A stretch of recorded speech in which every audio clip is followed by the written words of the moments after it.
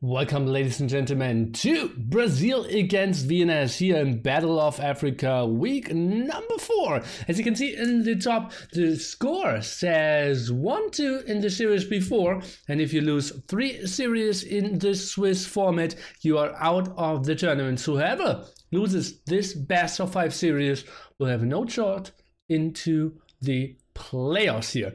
Brazil and VNS playing with their strong lineups, fire bench and cool bench for now. So let's see how they will play this out here. The first map will be Arabia, and we will later take a look into the draft. And I would say we are just jumping into game number 1 here. It will be played, as we said, on Arabia, and I'm excited to see what those two teams will bring to the table. We have Miguel playing the Franks flank, we have Mr. DauT being the Malians pocket, and we have RiuT in the teal playing Italian flanks. So pretty big civilization picks out of them. Incas for ACM. Berbers for BoA being the pocket position, and we have Persians for same name as the flank here. And this is indeed the time, Rogan Mololo already knows it, to give your predictions out. 3-1 for Brazil, 3-2 for Brazil are the predictions here. I personally think like 3-1 would probably be my pick here in favor of Brazil. DauT, Miguel and RiuT, just absolute beasts. I can see 3-0 Brazil, 3-2 VNS, 3-2 Brazil. Interesting stuff. And especially with those first civs, I think Brazil kind of needs to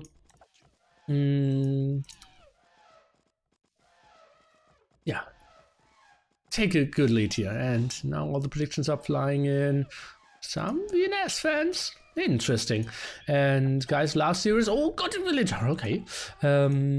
I said Brazil, they are a team that, oh, why do I only see one elephant here?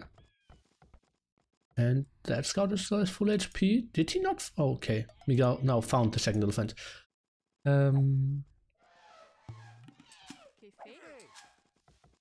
And yeah, I did say like, okay, that's a team where maybe if they lose some games, maybe if they fall behind in a series, oh, that could be tricky. The elephant could go for the villager, and oh, 1 HP! I did see it coming, but survived with 1 HP since he did loom. Okay, and I did say, trying to get my thought back there, that if they lose, they are kind of getting into a tricky situation. Their team spirit isn't that high. And Miguel messaged me, dude, I saw your YouTube videos. They were awesome. But honestly, we were pretty wrong in that aspect. We are a great team. We will work together. We are good friends. And you better take that back. And I said, I will never take it back in my life. But I know what he wanted to say. And he said he still loved me. So it's all good. It's all good, guys. Dozen people who are playing games right now can watch the stream and cheat. Well, we have a 1 minute 30 spec delay.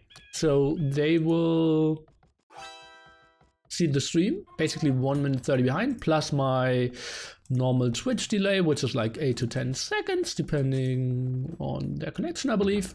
So like a minute 20 in-game time, something like that, will be later. But then they could obviously see that, and yeah, people could message them. That's why in some other tournaments we have a bigger spec delay. For example, AM against Tyrant, they went for 3 minutes. The maximum that this tournament allows is 5 minutes. ACM going for an M&A forward. We see an M&A aggression out of Miguel as well. Some walls are out of DauT, who's going for scouts, and so does Mr. BoA. This side we see Mr. Say My Name actually going for 3 villagers. Gold, so that has to be an archer defense of the Persian player, something we don't see too often. And RiuT, that looks like... Ooh.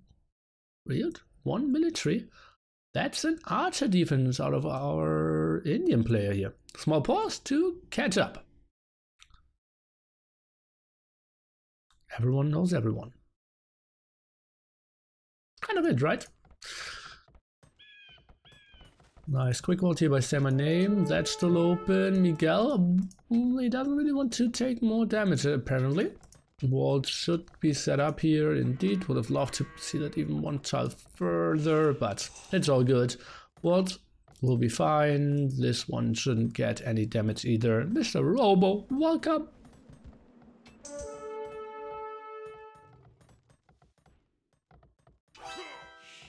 Oh, killing the scouts. And they're getting a team wall done, as it seems. Interesting stuff.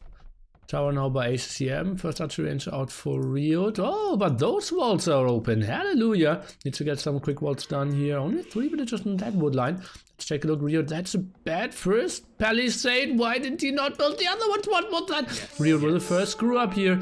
And, oh, small pause at exactly that moment. Kind of gets tricky, and that will be some villager losses. Let's take a look. BoA is even around with his scouts, so can snipe down another one. That will be at least 2 dead villagers. Maybe make that 3 if BoA is blocking that nicely. He needs to run in front of that villager, and he is doing exactly that. Needs to hit more hits with his scout. Should finish off. Oh, 3 more hits actually. And should run to the side, and those were some heavy losses. We can see RiuT KD 04 at the moment. On the other side, we have Say My Name with some screw-ups, so those M&A. Why? How did they get in? Kind of weird. Archer defense now starting, and they seem to be running through the GC, because those are some losses on the HP side here. Oh, but getting the Archer now, getting Microt back. Walls here, the villagers are kind of open. I think I would have went for it. Tried to snipe one villager there, because those M&A won't really do much. And RiuT, oh god, he led ACM into the other wood line as well. Well, the scout will actually do the damage. RiuT with a huge screw up, and those villagers are low HP here as well. RiuT is just so dead in this game. What is happening? 07 already, make that 08, and he's 20 minutes, he's roughly 10 minutes behind. What is this for a screw up? If you didn't show me the names and their targets, I just would have said like, oh god, why did they let this 1500 play? RiuT. Complete mess up here. Did get 1 kill against the scout. More scouts are now coming over. What is he going for? The exile, thank you so much. And he's now fighting off, and another villager trapped. F me, 19 villagers to everyone around 30 and 31 here. And this one could go down as well. RiuT just total Titanic here. I've never seen such a play of RiuT. And I'm really shocked how that happened. At the same time, DauT is somewhat active. What can he really do? Tries to do some damage there, but 2 spearmen are around. Maybe can get 1 villager, but doesn't really want to commit it. Finally, he will clear it up, but very untypical game here from Mr. RiuT for sure. Now going for the other wood line since this one got towers. Even actually 3 towers here. So, and those villagers now going offensively, trying to focus down the archer range. At the same time, walls are getting finished here by Miguel. I think those walls aren't the optimal ones. I think he should have gone for the real corner control walls as well. 10 builds behind indeed for Mr. RiuT, now trying to go for some gold. We're losing archer range. ACM's eco, obviously not the greatest either. Did get some raids in the back, did lose 2 goats. Maybe a villager down, maybe a scout down, something like that here. And yeah, very late wood upgrade because he was investing so much in the aggression, but that's a very nice start for them. Let's take a look at the 2 pocket positions here and how their resources are looking. We have Mr. BoA with 600 food. On the other side, we have DauT also with 600 food. So their castle age timings will be very similar. 5 scouts out, but 8 scouts out for BoA, so quite a bit better start for him, transitioning with 5-1 gold, replacing the lumber camp, so that all looks pretty solid, and BoA will be clicking up any second here as well.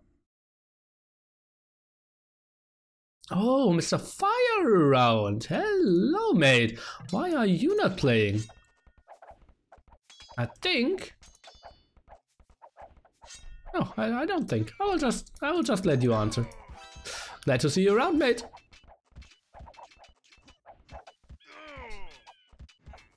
I'm also here. Now going for the defensive stone. Okay, let's think about the very long game. Berbers, Incas, Persians. How will they perform against Indians, Malians, Franks? I think Incas are kind of unstoppable here, right? They get onto Kamayuks? This could get really tricky. We are now running around with 3 archers, but they don't look super scary. Ah, fire avoiding the question. Make out of that whatever you want. Lemonade will be up pretty soon. Miguel coming around with his scouts, blocking this off, jumping in with the villagers, but leaving those 3 exposed. Not 100% sure if that's the optimal version. But Miguel is not committing. Does not have the +1 defense, is getting that one though. What question? Why are you not playing fire? Do you want to play? What's your dream lineup? What do you think about the performance? What's your prediction? How are you doing in life? What's the meaning of life? And who's going to win the tournament? Those questions in that order, please. I will give you 30 seconds to respond. Cornet for RiuT, so he will not play the long game, but he will also he will just transition into slinging. The question is, who will he sling? They don't really have a big advantage here. Temaname can go for camels. We can see BoA could go for cheaper camels. So slinging someone on knights, I'm not 100% sure if that's the best option, especially because there's still some army left here as well. I'm doing great. Not much time to practice with the team though. That's why I'm not playing. Feels bad, man. RiuT always slinging. Well, not really, right? And is he showing fletching? No, he's not. So that kind of is indicating. And they're slinging Miguel, who will stay on 2 stables for now. Did show +1 defense, did show +1 attack. Not going for the +2 defense at the moment. Has a lot of resources floating now. Heavily on stone, so the question is, will he go for more TCs? Will he add a 3rd stable? He surely needs to go for the +2 defense, right? And indeed he's doing that. But, well, say my name.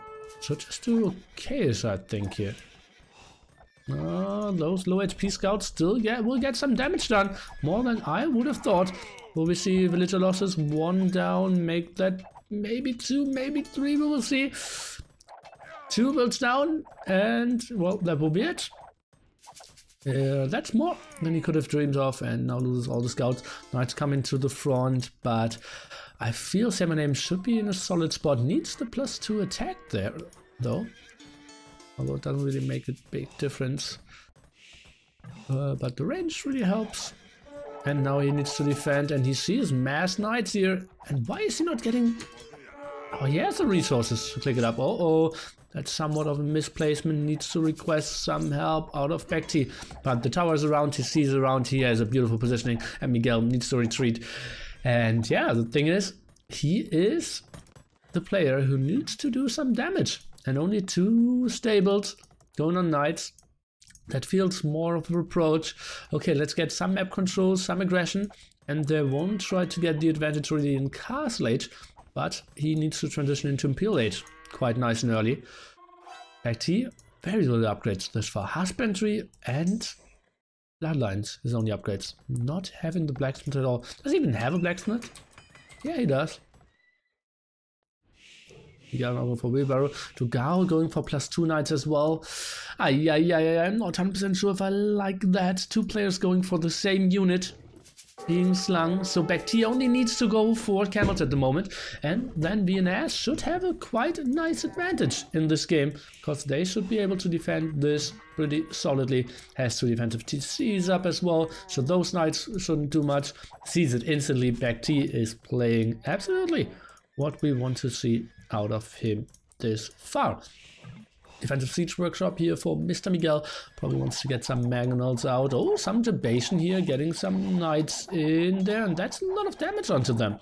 Miguel needs to run, getting chased back by those camels as well. Now Husbandry coming for Miguel as well, and that Siege Workshop could maybe even get denied. We finally have bot canary here. Towers are still around. Here is back on 28 villagers. We will see some raids. I saw the Eagle upgrade there, so that's what he is going for, trying to defend against the Knights of Mr. DauT, who is desperately needed at that side as well. And uh-oh, that wood line is very much exposed against those crossmen. And if he's not pulling those villagers back, he will take some losses, and lost 2 villagers there, make that 3. More than I would have expected. He should have known that quite some time ago. Sling OP, let's take a look. Market now coming in, 3 stables, he will continue with those. BoA, I'm still, a bit puzzled why he's not going for any more upgrades. TaToH now going for forging, so they are going for the strong units here. Just needs to go for camels, nothing else, just camels, and they should be fine.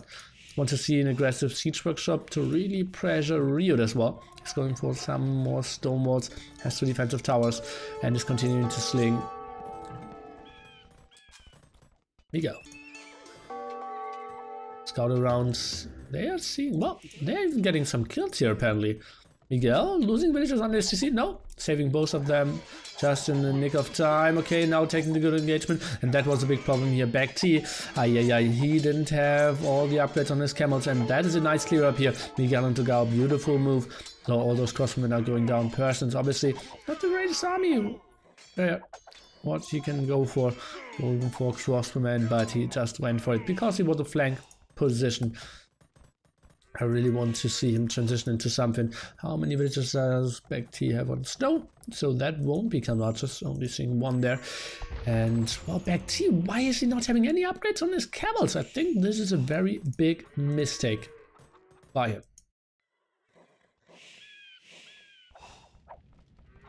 RiuT expecting the ram go. Oh, I wanted to just get some quick walls done. Those eagles, though. 5 defense there. Looks pretty solid for them. All of it just very clumped up here. And ACM actually going for pikeman. Miguel up to imperial, and that's what we said earlier. How are the resources looking for BoA? If he's adding more stables, that kind of indicates he isn't really queuing up. Indeed, now he is. BoA finally getting +1 defense. I think +1 attack is maybe the better choice here.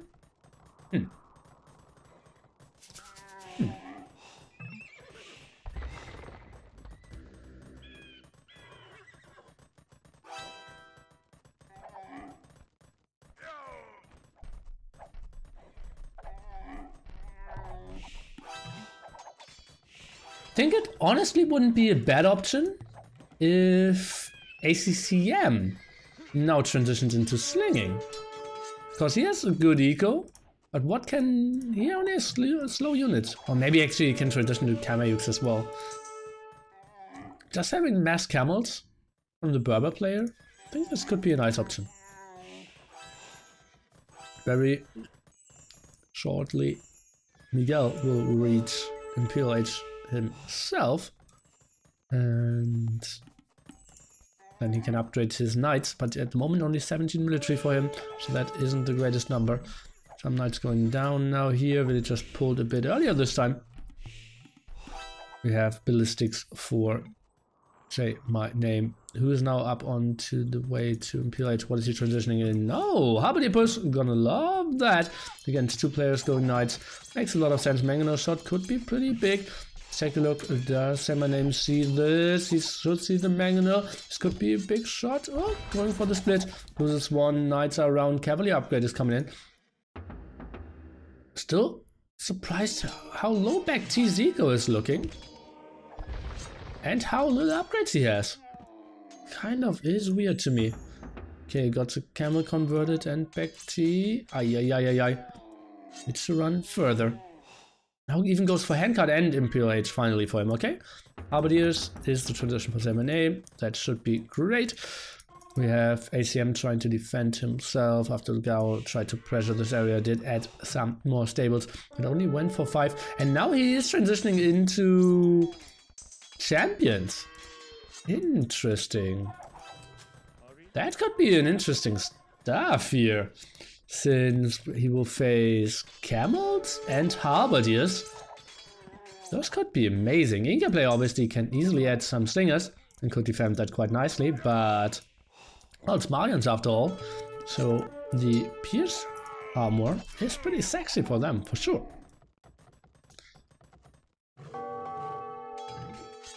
It got scouted though by BoA, so he could maybe make something out of that. We'll see. At the moment, Miguel not really doing the damage he was hoping for.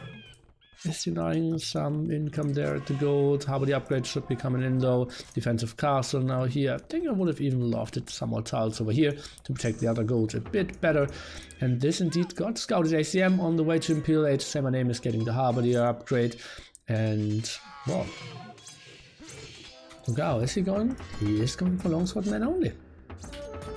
And we can see two-handed swordman as well. What's the answer out of BoA? He has one castle. He's going on to Kamarchus indeed. The transition away from his knights. Is he still using his stables? No, he's not. So Kamarchus will be the answer. But Kamarchus, I'm not sure that they are the answer to Malian champions. Pretty sure they are not. But Inkers. Oh, slingers? Well, we'll see. But the champions can go for Salmon Aim first. Tricky game, I believe. The army composition is so much better for the Brazilians here. Dragao now going for coins. RiuT going up to Castle 8. Oh, this gets tricky. Beautiful quick wall here by Miguel. Letting his villagers finish that castle. Oh well, a trap is around. So maybe the castle won't live for too long. But those two assaultments cannot really be answered. Pretty tough spot here. ACM not doing a lot for quite some time. Ay ay ay. Tricky situation. Maybe see hand cannoneers, we see siege workshops. Okay. Champion upgrade for Dragao. What's the answer? Camels? Camel archers? Is he now going for cavaliers as well? And Frank paladins. Soon around the corner. I believe this looks good for Brazil. After RiuT failed so heavily. Ay, ay, ay, ay, and look at that 1+7 defense there. They still perform the same against Halberdiers, but well, that's reasonable. I see I'm now switching into chemistry. Where are the slingers? There. Oh, Kamayuks. Ay, ay, ay, ay, ay. Well, Kamayuks are okay as well. RiuT 40 villagers. Did he reboom that master? Probably you tuned in late. You guys should just go raid. Well, he is doing exactly that. But honestly, if they just combine forces, that's getting pretty tricky as well. And now trying to focus down that castle. Uh-oh, and that one is going down heavily. Look at that. Some arrows in the air, but ay, ay, ay, no real answer to all those champions. And that's the beauty of the Malians. You have for Rimba Cavaliers, you can go for camels, you have the Great Eagle advantage, and you have those sick champions. And that's why they are one of the strongest civilizations in the game. So many options for them. RiuT now even going for banking, is going for the wood upgrade. And we have even now the trade being set up from Miguel and Dragao. They are playing this quite nicely. Nice raid from the back. Miguel is taking control of the base of Semanem. They are trying to desperately hold on. What is ACCM doing? Kamayuks now going for Thumbring, +2 defense. It is slingers in the end, but well, slingers against paladins, not really a thing. Ay, ay, ay, that's like skirmishers, they're just falling so easily. Now sending more Halberdiers over, but well, Halberdiers is something that Semanem was building anyway, so that's not the greatest addition. Slingers now coming over. Let's take a look what they can really do. Blast Furnace and Chemistry for BoA. Still no elite camel archers, and actually they have pretty weak upgrades at the moment. Let's go, says Mr. Fire. Obviously cheering for his fellow Brazilians, and it looks pretty good for them. To remember, you guys, whoever loses the Special 5 series is out of the tournament and cannot fight for this roughly 7k prize pool. Only the top 4 will get into the money. Now building some camels to defend the paladins. We'll get some converts. This looks like BoA will defend this quite nicely. But once champions are over, it gets more and more tricky again. Populations 160, 120, 160 compared to two guys who are roughly maxed out. And RiuT slinging with only 50 pop at the moment. Okay, slingers, they are doing reasonable damage. Let's take a look. 37, 26. So I believe they do 11 damage here, which is okay, I believe. Lords of Skulls. A very creative name. Congrats to that. Monks need to jump into the castle, and indeed they do. Halberdiers will clear up that light cap rating, and RiuT will probably lose his starting TC pretty soon. Not the greatest move here by DauT. Losing quite a bit of light cap, his waypoints not the greatest. Probably had the waypoints together with his champions in the same group. Not the best thing for him. We have the income archers finally for BoA around, and then he will fight quite reasonably. Shouldn't be too bad.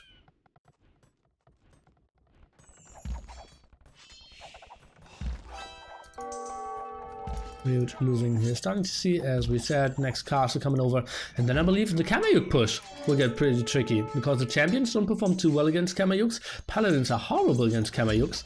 I think the ACCM is still the guy who can win the game for them, but it's only normal Kameyuks +1/+4. Well, let's see. Let's see. Now, even sending some villagers over, maybe to build some archer ranges behind. We now can see hand cannoneers for Say My Name. More champions are coming over. I love that forward base here of DauT. You can really decide, where do I want to transition, where do I want to attack, and who do I want to kill next. This far, he didn't kill anyone though. That is the good thing for the VNS guys. Killing another castle here of Miguel, not that he wants to go for both Axemen anyways, but still buying themselves some more time. BoA now going up, and Halberdiers need to reposition themselves. That's a strong army here of Miguel being around. Tricky stuff. Traps might go down. Let's take a look. Maybe unpack it, snipe the castle and run away could have been an option, but seems like, oh, say my name, he will be in some troubles. There's a lot of Halberdiers here against all those champions before. Now needs to fall back, is axing quite a bit. Now waiting for some support in the back. Let's get an update on the other side. They are breaking through here at the base of RiuT. He is at pop 67, so he's kind of getting back into this game. Halberdiers at the front, now camel archers are coming over as well. And some camels in front, and it seems like Miguel is retreating. Not 100% sure if that was 100% necessary. Oh god. Well, camel archers. That group isn't one-shotting a champion at the moment. They're doing 1 damage? Looks like it. Pretty ugly stuff. And cannoneers still quite reasonable though. And BoA, obviously with his cheaper cavaliers, should be around the whole map. So beautiful, beautiful stuff out of him here for sure. Let's take a look. Camel archers now moving forward, trying to regain some ground here. Score is still pretty even. Trade is not really set up. I absolutely hate that market here of ACCM. And well, that looks a bit better here. They're trying to set this up. The push continues. Slingers around, so DauT will have some troubles to defend against that. And that means actually Miguel should come over, but he is investing quite a bit onto this side. Not 100% sure if I like the hand cannoneer addition too much. Uh-oh, and now camel archers can snipe down that bombard cannon, can close some of the distance, and this looks good for VNS. Better and better for them. Take a look at military count. We have 80 compared to, hello, like 135-ish out of VNS. Onagers now. DauT going for quite a nice army composition now. That makes a lot of sense against those slingers for sure. And stables over here by Miguel. Gonna love that as well. RiuT should be super quick with setting up the trade. Should have maybe added that even a bit faster, I believe. Quite a big setback indeed for Mr. RiuT.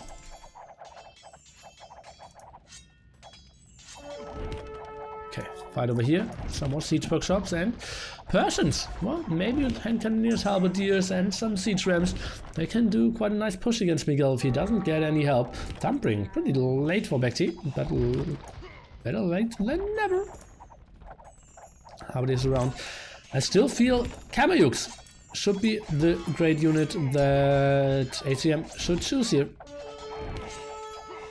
Not a lot of Halberdiers out this far. Going back further and further. More Halberdiers coming to the front. Now Camel Archers might need to retreat as well. Miguel going for coins as well. Are they maybe trying to get RiuT back into this game? Kind of feels like it.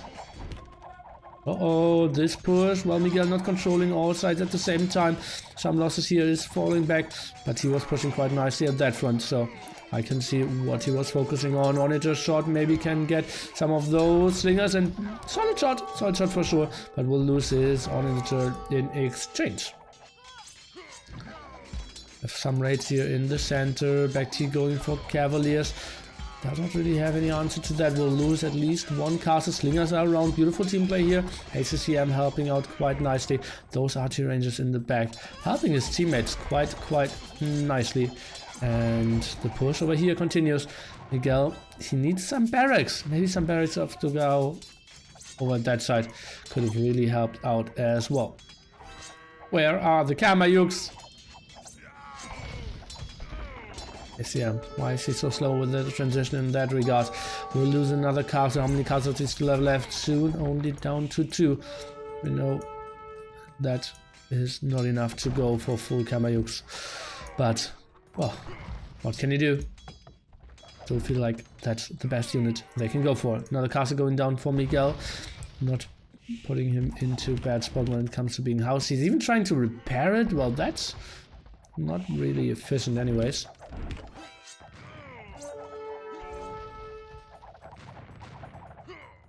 Okay, it's more than 1 damage.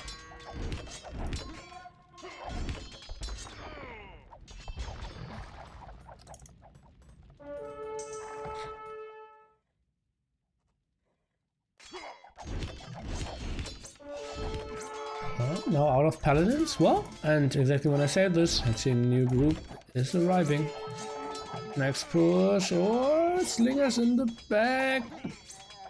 Slingers champions don't have the sickest damage output against Camel Archers, so actually this fight went pretty well for VNS here. Okay, now it gets tricky. Obviously, Berbers, they can get onto pretty nasty raids. Kamayuk still non-elite. Tricky spot. ACM trying to get up to those 3 castles. Can he get the quick waltz done? Kind of needs to save his villagers, but also having quite a lot of Halberdiers around. And indeed, he gets the quick waltz done. So beautiful job out of him there. Gets some damage against the paladins. Gonna love that. Slingers need to be active over here, but obviously he's fighting at so many fronts at the same time, so that gets really tricky. Camel Archers, that looks like he wants to run around. And Miguel, where did he get all that stone from? Just built 3 new castles. They're now coming over. Miguel and BoA both going for banking. RiuT thinks he has the breathing room to go to Imperial Age, and maybe he can go on to either Elephant Archers, which is kind of unlikely, I'd say, against Inkers. Wouldn't perform too heavily, but most likely we will see Imperial Camels out of him. That's so easy to transition into those. Do not need to invest into more stone. BoA at the same time is holding this area. Can he get the Onager down? And yes, he can. So the trap still is active there. And RiuT indeed is transitioning into Camel Archers. Trade amount for him 27 at 26. Miguel and TaToH with quite solid numbers.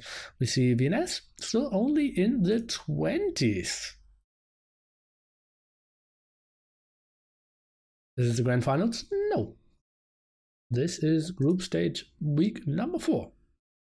Actually a comeback from Brazil? I would say so. That they put themselves in such a long game. I still feel VNS has the advantage here. But if we take a look at the populations, well, they're only 40 pop away. So they're putting themselves in the spot for potential comeback.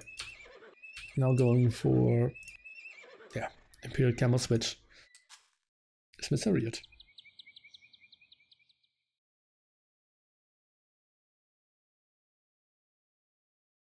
It has more villagers than his teammates. Well, that's not really important. Trade card is more important at the moment. I think that's too many villagers out of all 3 of them.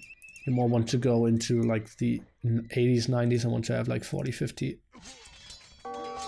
trade cuts. Maybe Marlians could go a bit lower, but we will see. Now, nice Paladin push. Miguel's playing so strong here. Obviously an absolute beast with those Paladin civilizations here. Let's take a look what he can make happen. BoA, is he lagging the last defense upgrade or am I confused? We almost have to have it, right? Sultan's now for RiuT, so he's going for all the great upgrades for the right reasons. And finally, Camayuk continue. They perform so much better against the champions as well. I believe that makes the biggest difference. I believe both units are great against paladins. Just Camayuks against champions makes so much more sense. Yes, it does. BoA lost the connection to Woobly, so we will restore this game. VNS in a good spot, trying to wall the whole map. Here is RiuT. That's what you should do at the slinger. This could get overchopped though. And yeah, gonna love that map control. Now slowly going on to gold there as well. VNS still pushing at the top, still pushing at the south. It's getting interesting, but still Miguel and TaToH holding on. RiuT is preparing for the comeback. Let's get some infos on how the game looks at the moment here with the stats. Miguel, big kills. TaToH, big kills as well, but more losses obviously, but his units are so much cheaper. They're leading with the trade as well, quite nicely.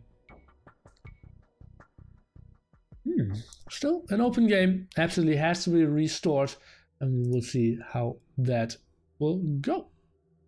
BoA, as we said, more disconnect. We'll be back shortly. Is it a good option for RiuT to go hand cannons instead? Good question. Not bad against Incas actually, so I wouldn't mind that. What do you think about Gebetos versus Camayuks? I think that's an army composition that you never really see, right? Like, you can always go slingers against Camayuks, slingers against Gebetos, and you could go some ranged units as well. I'm watching your games versus Tyrant DM. I'm loving it. Thank you so much, Fire. Enjoy. The more important series than this one, so I can see why you would go for that.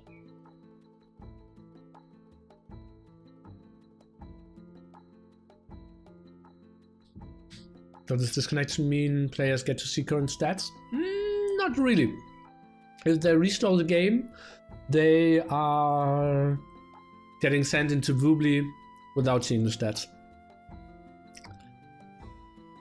But they obviously own the record, so they could run that through and watch the stats at the end. And they could also stream snipe. But if they aren't abusing, they cannot see the stats, no.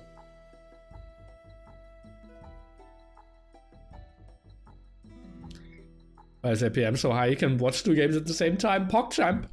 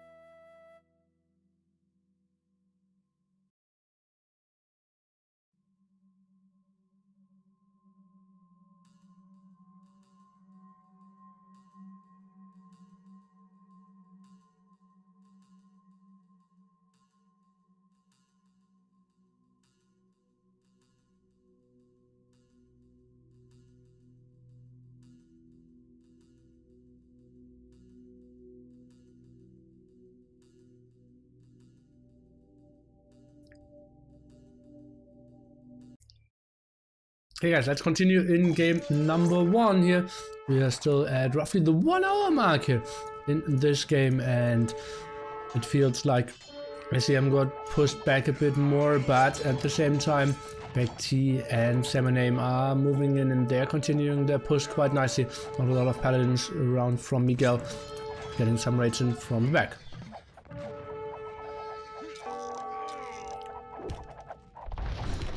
Oh god, the V in Zoom stock stands for victory. Ay, ay, ay, ay, ay. The F in Rogue Modulo stands for funny.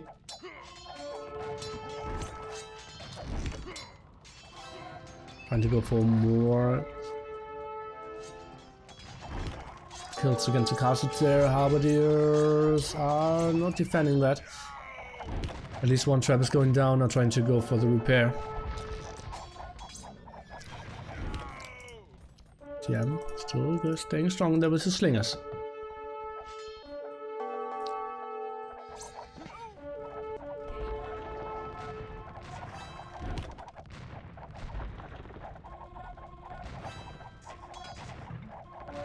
First time I like the Nilly joke.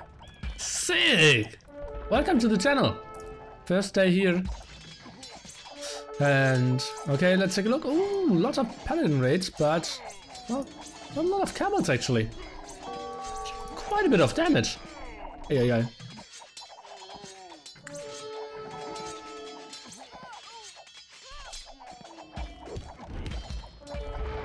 More onagers, SO even on the way. Hello. Could get tricky. I wouldn't actually mind to see Semaname somehow transition into paladins and just go over a bit and try to raid some. Take a look, more traps going down. RiuT now on the way to Imperial Camo. Something that won't perform too well against Saudis, as we said. Kind of, maybe hand cannoneers could really be the better option. Well, we will see. Especially Indian hand cannoneers. Actually, he's going for the +1 defense, so let's take a look. He is actually adding some archer ranges as well. So we'll go Imperial Camels and hand cannoneers. So should get pretty nice. Going for more pressure and oh, champions coming over. Brazil is holding on. They're holding on quite nicely. Traps still very annoying here.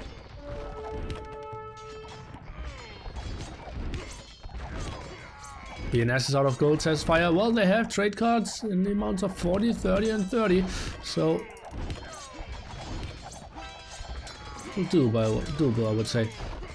It's not enough hand cannoneers to one-shot a paladin. Interesting. Uh-oh. This looks good for Brazil, and suddenly they're ahead in score. If Brazil takes this one back, this is just so good for their ego. Because RiuT will never fail that hard again in game number 2 to 5. And they still won this one. That would be so crazy. But at the moment, map control is still heavily in favor of the of the Vietnamese guys. This is getting cleared up as well. BoA sent a bit too much army, if you ask me. But those SO, they are getting tricky here. And I really think Semaname should transition into another composition than hand cannoneers with +1 defense together with slingers. That's kind of the double counter against some a big SO shot over here, and maybe more to come. Let's take a look. They are blocking each other, very clumped up here, and that's another solid shot. More paladins coming over. Is VNS really throwing this away? It kind of feels like it. Not enough Halberdiers out now. Going for hand cannoneers. Here's Mr. RiuT. Heated shot for BoA. Hallelujah. We're getting the really important upgrades now.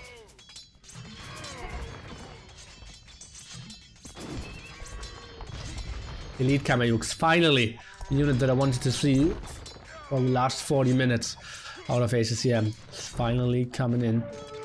And maybe then the push continues a bit better, because at the moment they have some problems over here. BoA even forced to go on to Hazard. Let's take a look. Hand cannoneers need to go back even further. Still a lot of army of BoA that isn't really doing too much. Some paladins going for the raid again. Tricky situation. ACM now switching into crossbow, man? Why?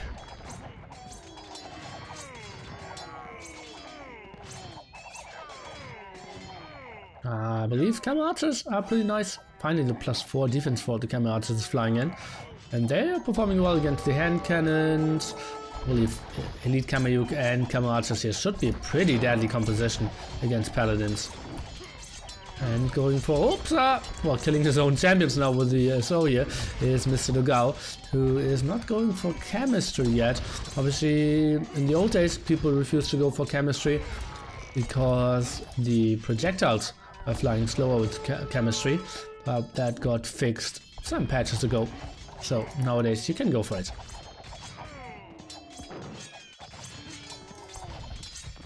Now slingers obviously aren't contributing anything against Imperial Camels and hand cannoneers.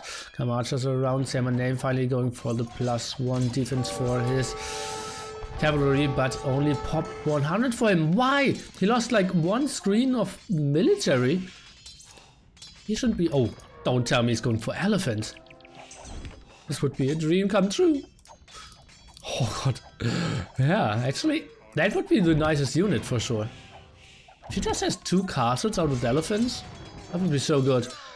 Slingers, not the right unit anymore. Ay. But his ego is just too bad. Why is Sam name at pop 100?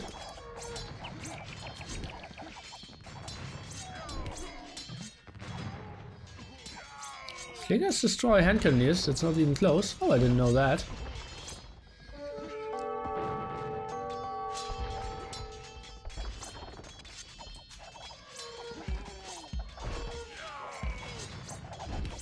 Elephant now taking the big fight here against mass amount of paladins.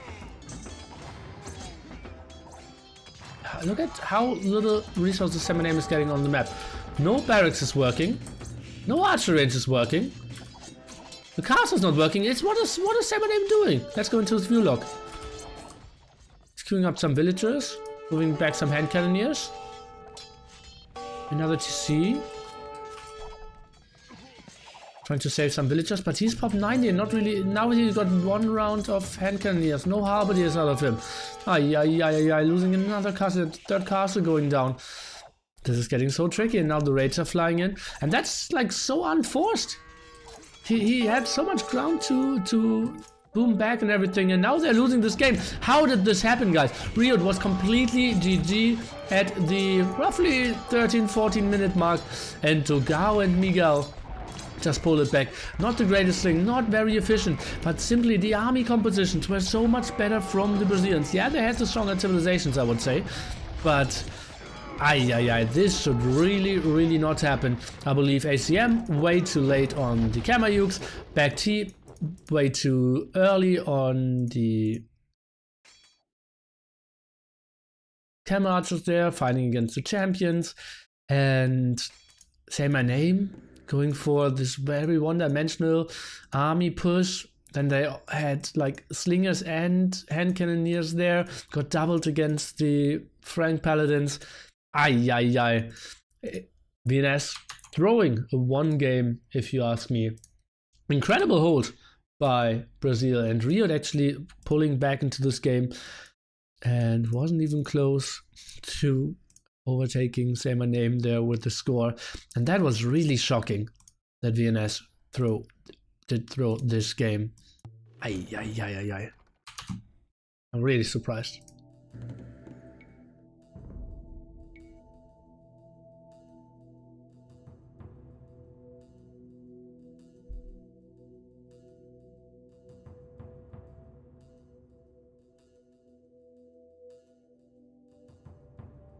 Oof.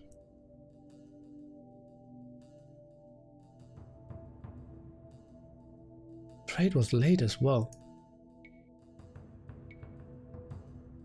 And ACM cannot understand the world probably, because like he did so well against RiuT there. Just very sick.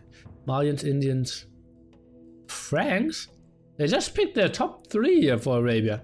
Interesting. And we had Berbers, Persians, and Incas, so more of a spread there for VNS. Next one will be Dust, so expecting very aggressive civilizations again, like Magyars is pretty likely, Huns is pretty likely. Yeah, we'll see.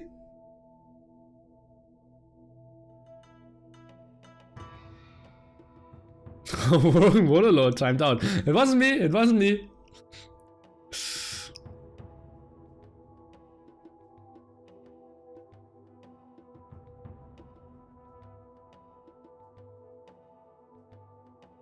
And they see full knights, shouldn't they go pikes right away?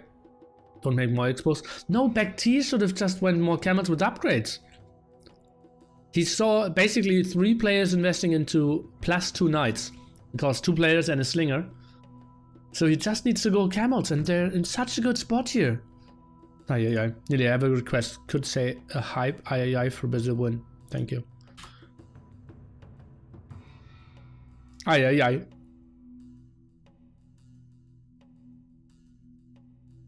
Is that what he wanted? Ah, toughy. Next map will be Dust.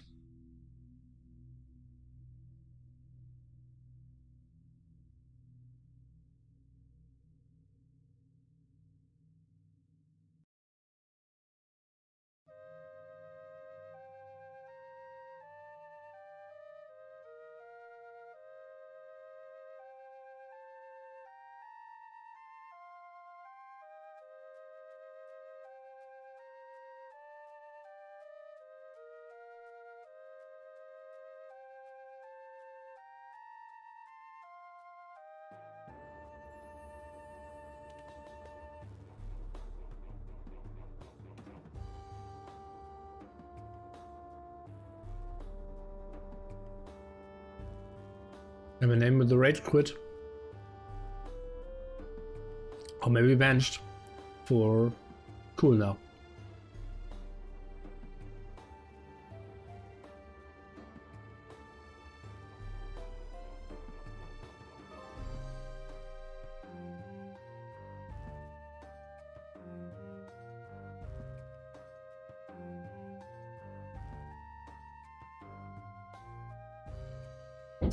Like some more Battle of Africa. Obviously tomorrow we have Finland against CNA and Tyrant versus SY.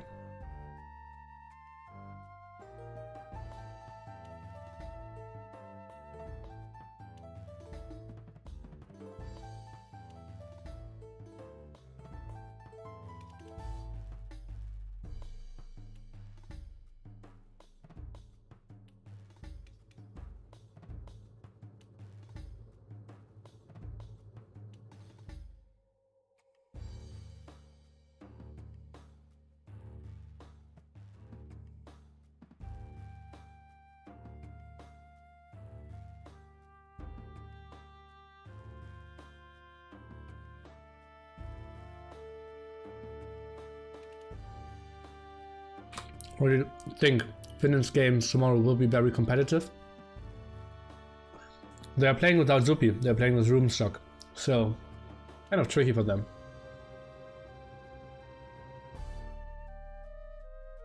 This match is a good example for allowing Fling.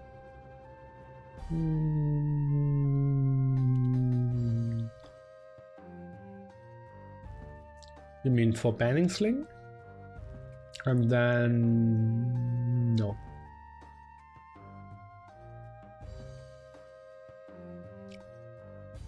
Bish, we discussed it, and I think we will do it live and pray that Tyrant versus SY will be a bit delayed because players are only arriving like at the very right point and like exactly at, when is the series? 14 GMT.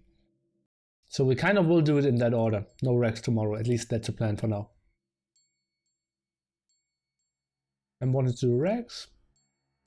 I think it's better this way, but we will see.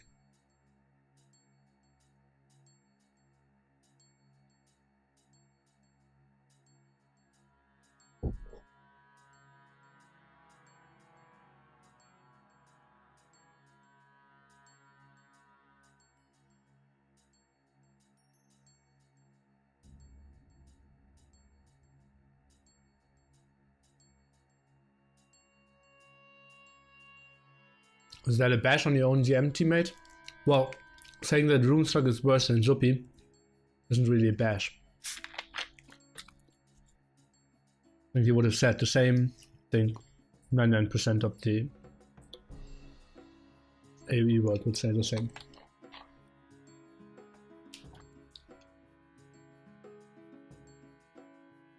I think Runestock and I are very similar on GM and in RM levels.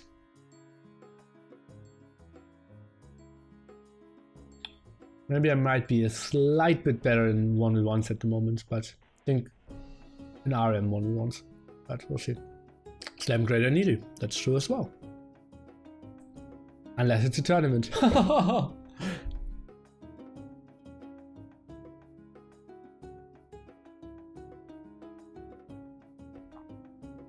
Cool switching in? Doesn't seem that way. Otherwise I wouldn't try so hard to get Salmon Aim to play. Who has better taste in maps? Black Forest is best map? If you say so. When was my last Black Forest game? Oh, I believe RTS League. You play Black Forest, right? Yeah. What did I have? Celts, right? I think so. What is Nearly eating? Bread with vegetarian or vegan meat salad. Yeah, Room has 3k sauna skills, that's true.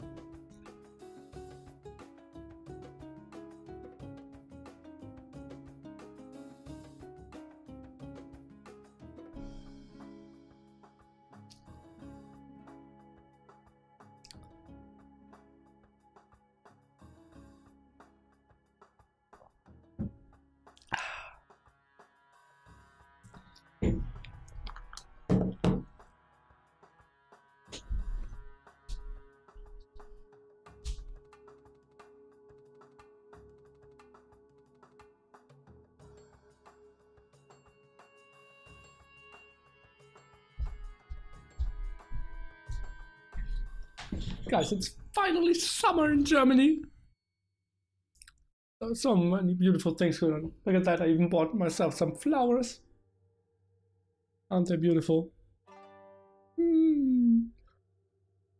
Put them all around my rooms because I love myself so much. And yeah, it's getting really warm. I love that, to go out in the evening and don't have to put on like 6 layers. I will eat those flowers later for dinner. Yes, finally the sun is back. And hopefully you're back on German Day.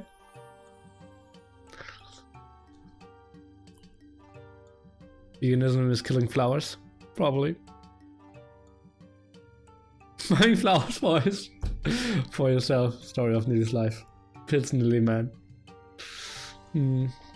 I also bought some new tissues.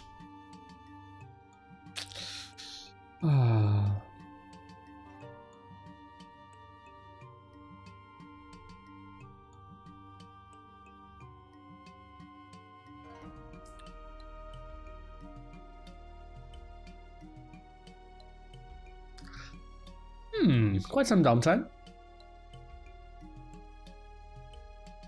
Severe Valley seems to be liking my trash talk.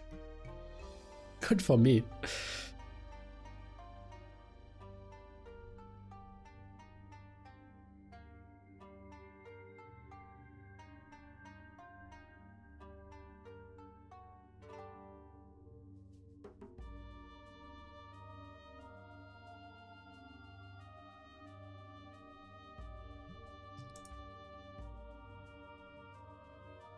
So if you want to fill an hour and 43 minutes, you might go to my YouTube channel and rewatch AoE2 history. The Microsoft $100,000 tournament from 2001. Over at my YouTube channel. Nearly sell out. Cool playing, or should I watch the Manchester Derby? You should watch the Manchester Derby.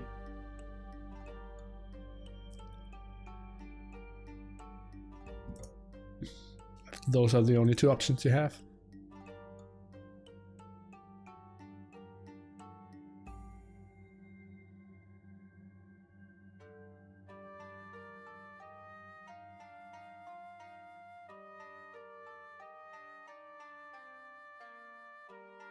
This really serious idea is an amazing idea. Thank you so much, guys.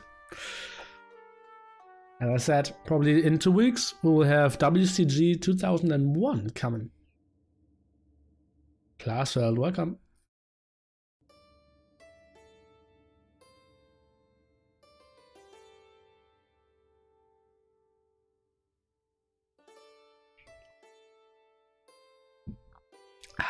Map number 2 will be Dust. And we'll take another look at the civilizations, just to fill some more time. And civilizations that we're expecting on Dust are not Franks, obviously.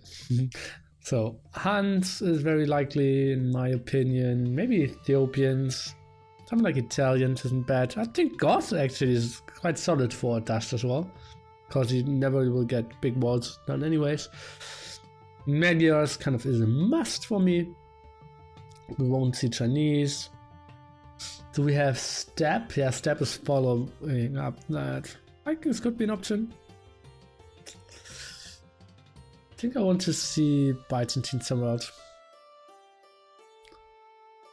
Cast history series that involves our Lord and Savior. I will do that. I will also cast, like that will be one of the later series though, a best of 21 Chris against DauT from 2010, I believe. We'll interview Chris, Hale and DauT as you go along the history series. That's a plan. At least DauT. Will be tough to get contact with the other ones. Chris would maybe be up for that. I should message him. I still have his contacts. Yeah. What's your prediction for the series? 3-1 I said, but after the first game it kind of feels like 3-0.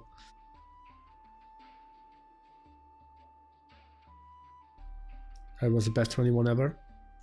Some people say a Viper against Jordan was, but yeah, I really enjoyed that one for sure. It was like the first ever big, and the rivalry was so big as well.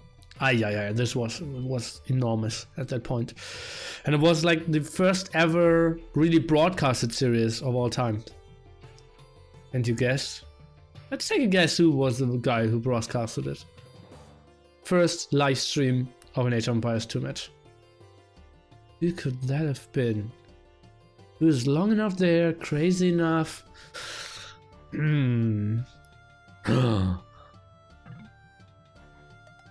This guy. Together with Dreams at that time. Was pretty nice. Yeah, it was Dreams and me, guys. Zero Empires! Oh, every time. Every time. Oh, he never failed to amuse me. And who also never failed to amuse me is Brazil. If they're playing as good as they did before, with a nice comeback there. And we will have Miguel playing the Huns. We have RiuT now with the pocket position, the Mongol player, and Khmer for the Gao. Okay, we have Burmese for ACM. Again, back to you with the pocket position there, Malay. So that will get interesting. Potential for a resub there. And Magyars for Say My Name. Interesting stuff. 3 Ivis. Okay. First Elephant Steel here by Mr. Miguel. We also have some axing over here. Let's take a close look if we see double steel. And let's also take a look at the timing here, and we will see no restart. So teams will play this out, and I think this is kind of good for Brazil here. And we see the steel at the other side as well. RiuT active here. Oh, actually gets 3 hits instead of 2. Only need to take 2, obviously. And now the Gao coming over. Don't tell me he already got a steal off. No, he probably got denied. That one is successful here by Miguel. Good stuff. And Well, what is... Oh, DauT actually winning this one. And that's all at 320? Oh, it is a reset. It is a reset. Okay, guys, I'm confused. Okay, so double BoA steal and Lost Scout forces VNS to take a reset here. And wow, what a weird thing. What is the 1-2 score under the scoreboard? That means that both teams won 1 series before this and lost 2 series. So whoever loses the series is out. That's why VNS is taking the series seriously. Seriously, yeah. And are restarting this.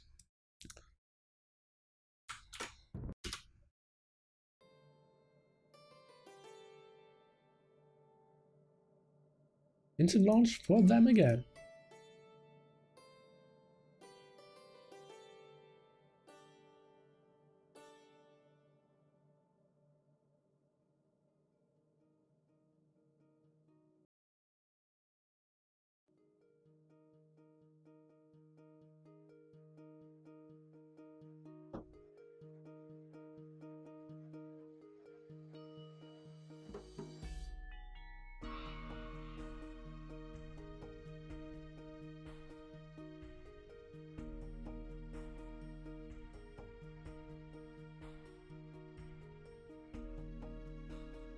What happened to T90 today? Wasn't he supposed to stream both streams as well? That's surprising to me. T90.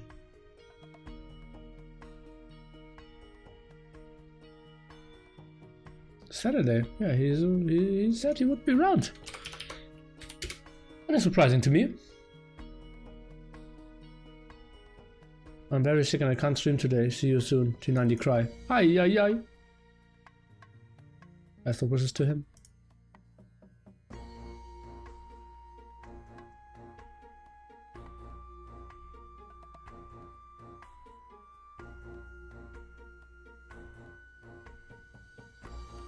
Pyramid 3 level, Pyramid 2 level, and T-Night. It's nearly, man. Joshua. Actually going down, so we will most likely see. I believe it will be tough to get into a spot where you want to restart this for Brazil now. They have Huns, Mongols, 2 solid pocket civilizations, and what was the third one again? Why am I so bad at this? Khmer. Khmer are occasion the pocket as well. What was DauT with this crisp price pool? $500 put in by each of them. So both put $500 of their own money in. That's great, right? But yeah, we will talk about that another day. For now, we are going into another try of the series. Now we have Hans pocket here for Mr. Miguel. We have DauT playing the Khmer, actually forgetting about one villager here. Just for a small second. And RiuT playing the Mongols. Therefore we have BoA as a Malay flank, ACCM Burmese pocket. And far away, same name with the Magyars. Prices split 50-50. Haha, Flo. Yeah, so funny. Yeah, I actually had quite a long talk with Chris before we streamed the series, because yeah, he wasn't sure how this works and would think, yeah, I would be super biased, and or like James and I would only cast for the winner and try to spoil something, and so because it was just the very first thing ever. It was quite interesting. Maybe I can get the I deleted all the old emails. Shit, that would have been so nice. But well, I will talk to DauT, and we will get some inside infos from that time for sure. Miguel's best Hans pocket in AU2. Disagreed.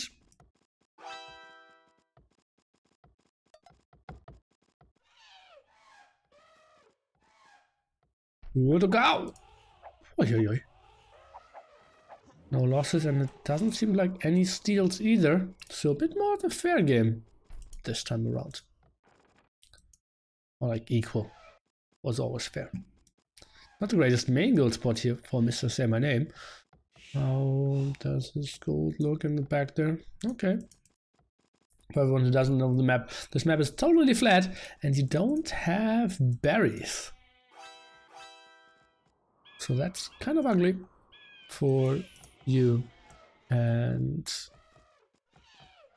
yeah, you need to build a mill either towards your deer, which is sometimes not the optimal spot, or you just need to build it more in the back to later farm on this.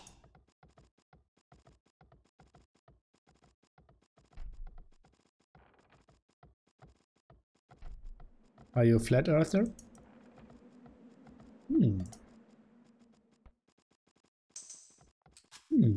We're getting very philosophical here. Oh! Elephant? Oh, that was a steal in the end. Oh, the cow. I checked it. And yeah, obviously I'm a flat earther. Like, it just makes no sense that the earth would be round.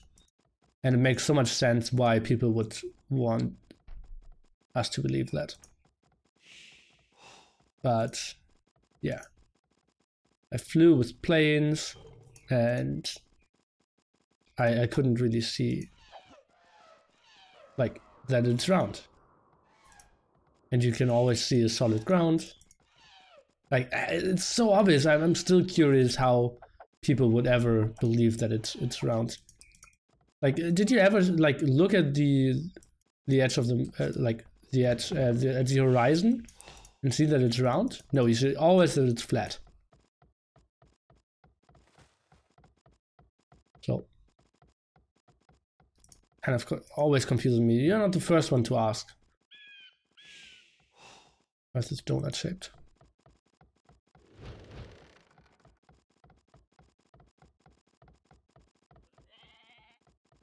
Yeah.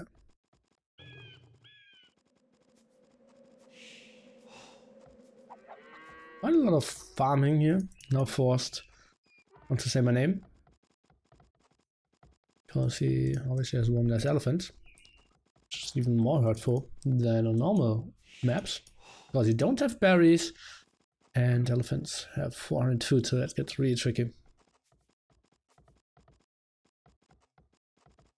Guys, stop trying to troll. Obviously, like in a 2D game, the map is flat as well. We're talking like serious stuff with the earth.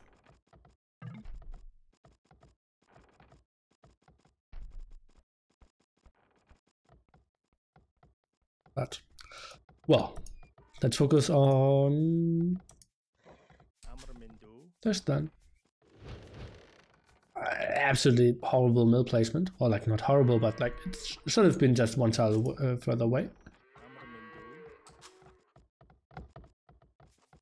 Blue, 4 back T, he's up in quite late. Oh! Losing a villager there and now sending quite... Oh, okay, he is late, but that's not a problem because he's Malay. And he will go on to archer defense, as it seems, against RiuT, who is going for archers himself. Interesting, okay. So then we are obviously expecting scouts out of Miguel. And Lugao is going for archers. What are we seeing here? Seminame was quite a late time in that 12-4. Yeah, this will get tricky. Lugao is such a big punisher. Ah.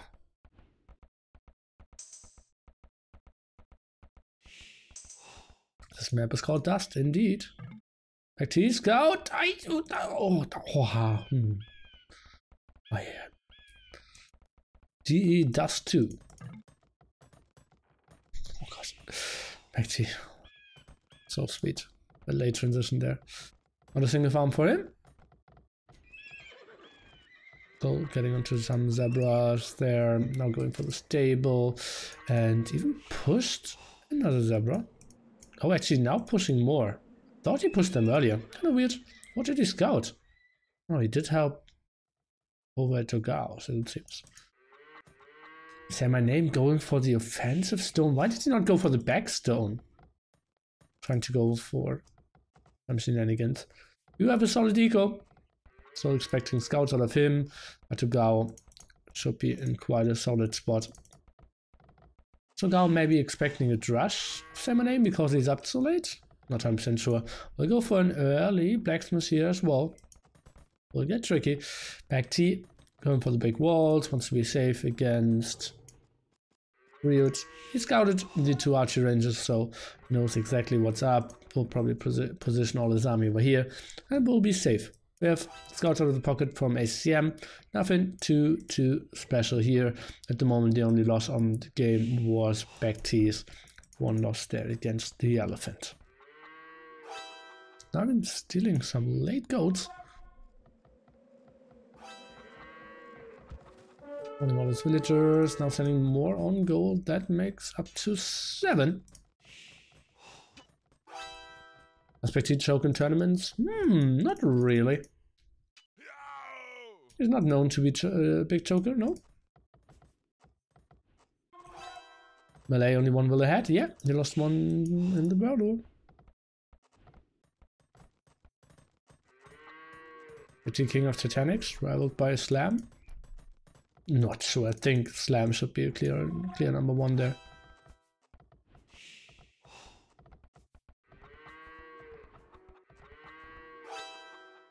ICM, what can he do? Is that... It's open or closed? I think that's open. Okay. Well, RiuT, just check the same. Now coming around, I believe going for the pocket is sometimes a good idea, but ACM already pretty much walled. Only needs 4 more tiles to be in a safe spot here.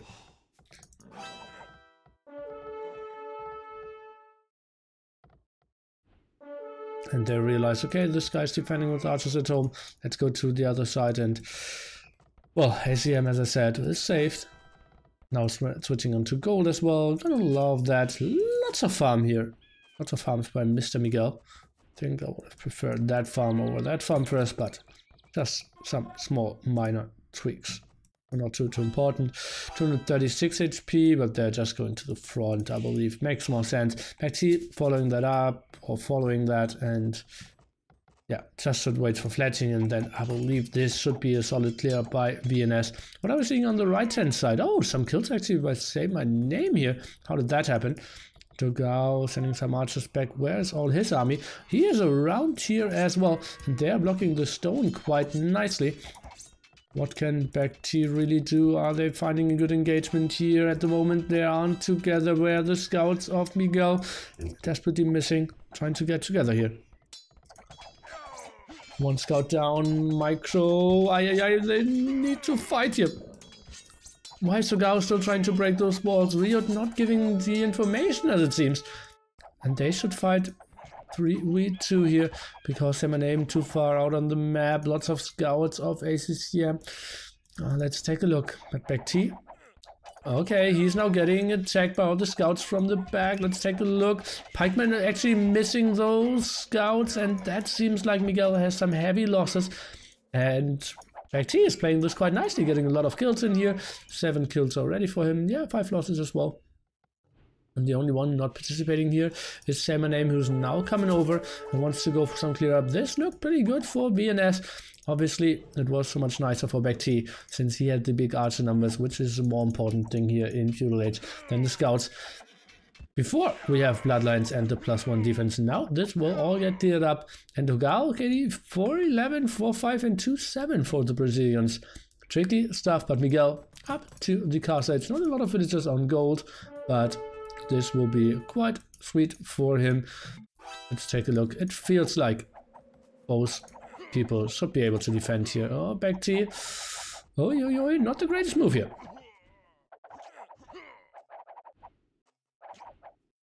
Do we really have exclusive casting for this tournament? No! There are like 8 people casting this very game. No one has exclusive casting for this one.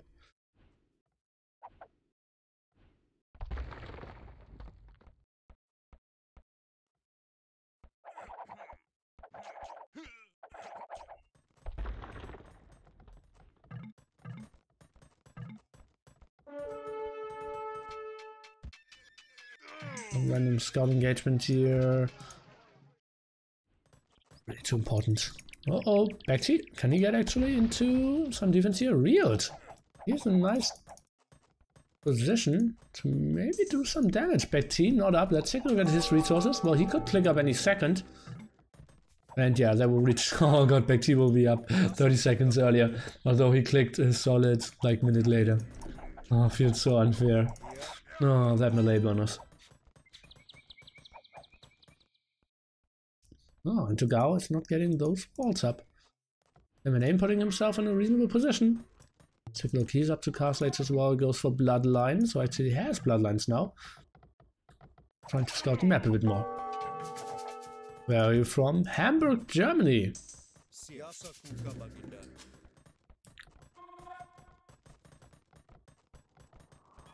Go, first to see. Aim, going for 1 as well. Maybe some protection on this gold wouldn't be bad. But he went for the back gold for now.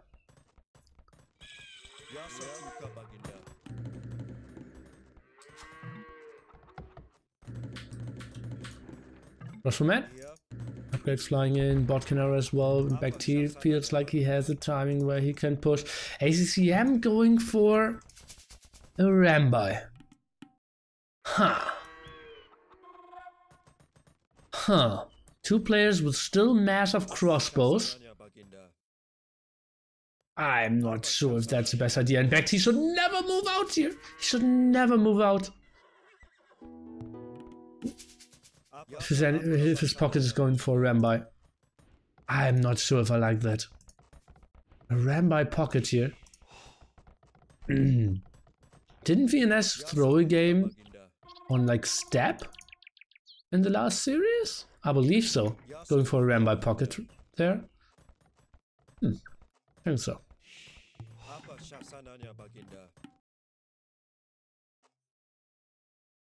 But I was so close with doing an accent of a guy from Ghana. Then I thought like, wasn't Saturday that day where I tried to be not a racist?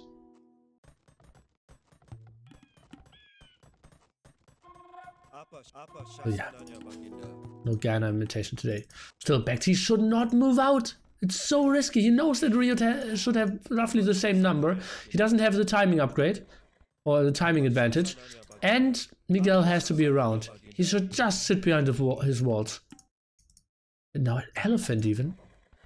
Oh, defensive tower, that will not go up. Uh-oh, problems. Oh god, TaToH losing more and more villagers. That's 3 dead villagers at least. More knights coming over. TaToH will defend this though. He's getting all the damage upgrades. University flying in as well. BoA now trying to defend this. And honestly, what will the Rambai really do here? Luckily he's trading off a lot of crosswomen against crosswomen, so that's good for the Rambai later on. The tower probably will go up as well, but those are heavy losses on both sides. Tower is up now. We just should jump in, and this looks like BoA did hold it, but I think this should have been even a better hold before that. Where are the Rambais? Doing some raidings here, they need to get masked up, and BoA not finishing that gate in time. Right click it, right click it, but oh god, now getting sniped down here as well. RiuT is moving in, and that's a big problem. I don't know why they switched into a Rambais there. Yeah, it's a nice unit, but it's more of the like 1v1 type unit. The one-dimensional push with some manuals, but out of the pocket position there, I don't really see that happening too nicely. And now all the crossmen of BoA going down will lose. Excuse me, guys. Will lose the full control of his gold, now trying to rush out a TC, which should probably go up. Are they seeing this? It seems like Miguel has no idea. Maybe they're moving to the left-hand side. Would be a very natural transition. Oh, this could be so bad. BoA could lose a mass amount there. Siege Workshop, 72 HP. Everything is running around. This TC will not go up. BoA is basically out of this game. crossman around, now trying to right-click on that TC. More knights are coming over. This is so ugly. Look at how well RiuT is focusing the left villagers because the right villagers are getting focused on by all the knights. And BoA in a world of trouble here. 35 villages for him. All of that is denied. Siege Workshop could have even get killed. Another 200 would lost. And look at that. The Rampires aren't doing anything because DauT has crossmen around as well. Some aggression of those Rampires. Pretty nice. But honestly, no. That's not how it works. I honestly feel that the Rampire is the wrong unit there.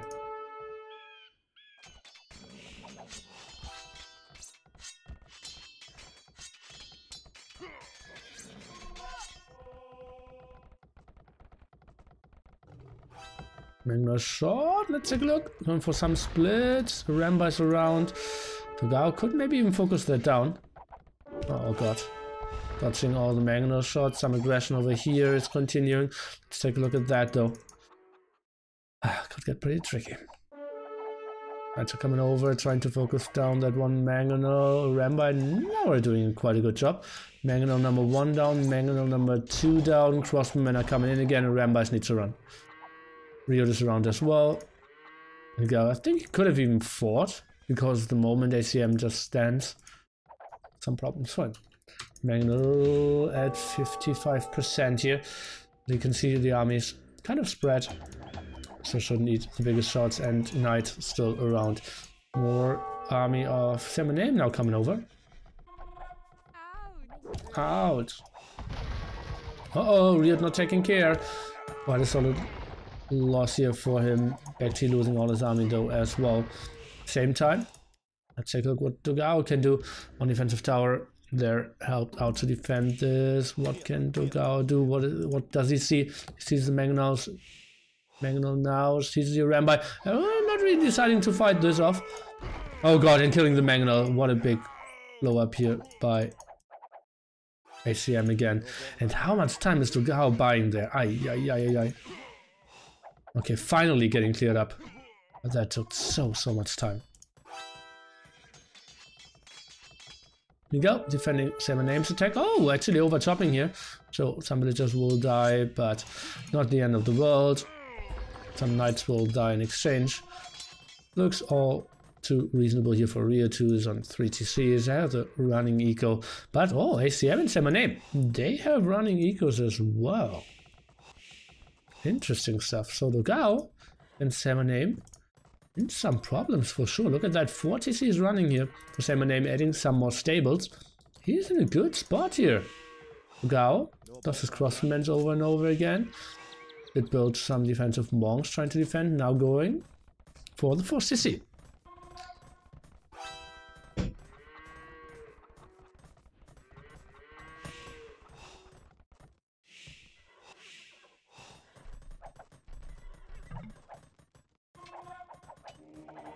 And my name on the way to him. And VNS! They're in a way better spot than I thought.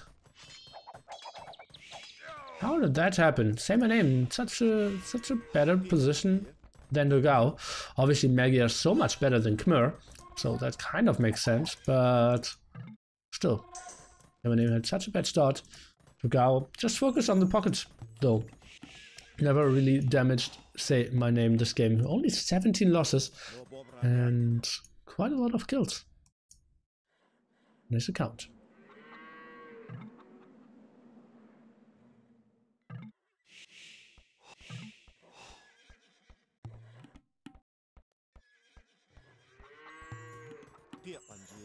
Slam and RiuT both are in Tyrant, but this 3-3 tournament only allowed 4 players to sign up. BoA is in Tyrant as well. They just decided to go with other teams, at least for now. For this tournament, oh, pretty bad positioning here for ACM. Some losses here. Yeah, did get some kills in, but this is getting tricky. Monks chasing down as well. ACM, ay. This will be some losses for sure. At the same time, crossmen of BoA are going down. ACM not for the greatest spot here. Now on the way to Imperial Age, what is he going for? I can see 2 castles out of him. So, and he is continuing with that, going for more stone. So he will go Elite Rambi all game long apparently. Interesting. Seminame now coming over, but so many monks of TaToH around. So let's take a look how many converts he's getting there. It seems like he is running Miguel around, and that's a nice team play. Seminame needs to run. What is RiuT transitioning into? Well, RiuT could maybe snipe down those knights. What is he really going for? Cavalier for Seminame around pretty soon as well. And it's getting tricky. Lots of team walls here from the Brazilians. So the aggression will go through the middle. Siege Workshop here by ACM even. He's now up to Imperial 8. Obviously, Leader Rambai quite costly. Oh, some more raids in the back here. Already some earlier villager losses. And now going for even more. But yeah, he's not really going for more losses.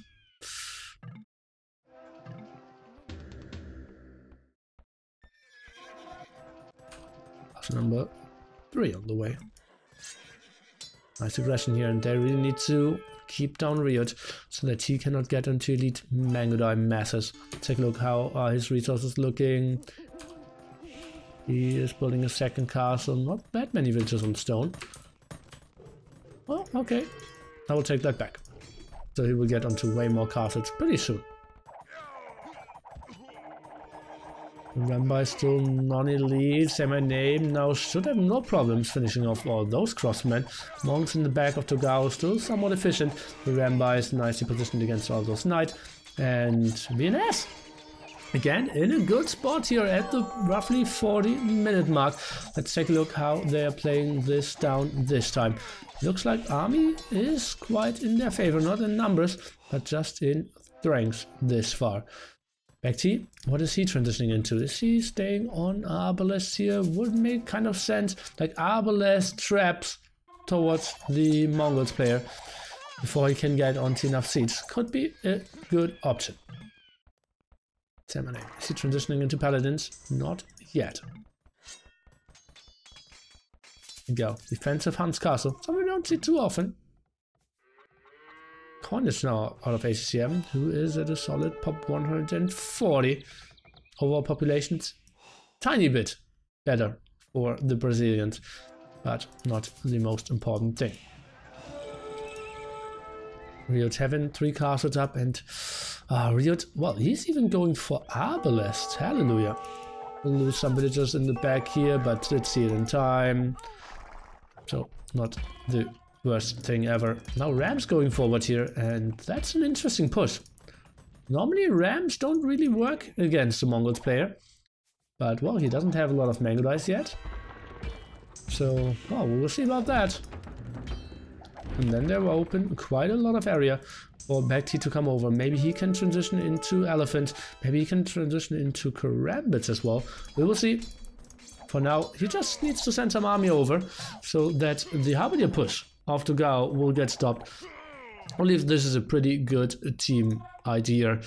Lays Arbalest, and Seminame just continues to go towards the pocket position. Let's take a look. How is his Paladin upgrade looking? Well, he could go for it. So kind of surprised that we aren't seeing it yet. Now flying in, so makes a lot of sense. Coming to the castle here, or try to go back. That's the other option indeed. Traps now around, more Rams. RiuT, pop 140 out of pop 190 will get housed quite heavily. Not sure if he got nomads. Well, I know that he doesn't get nomads, or doesn't have nomads. ACM now even going for onagers. Interesting stuff. Arbalest now obviously is helping out so much against that push of TaToH. He has nothing against those Arbalest, and even like a dozen of Arbalest are doing so much. The push against RiuT continues. Elite Mangudais will finish any second. Miguel, no Paladin upgrade for him. So Trapper Rambai, still a pretty strong composition. Maybe with some onagers at least. Because for now those traps are dead. Trade should get started from both teams. As you can see, they're kind of getting into the corners, trying to set stuff up, but didn't really get everything running just yet. Seminame is getting onto Paladins, is sniping down those traps, and they are kind of stabilizing here. What is BoA going into? Long run here. I think slinging isn't the worst option either. Uh-oh, RiuT. He's defending this. He's only down to 2 castles though.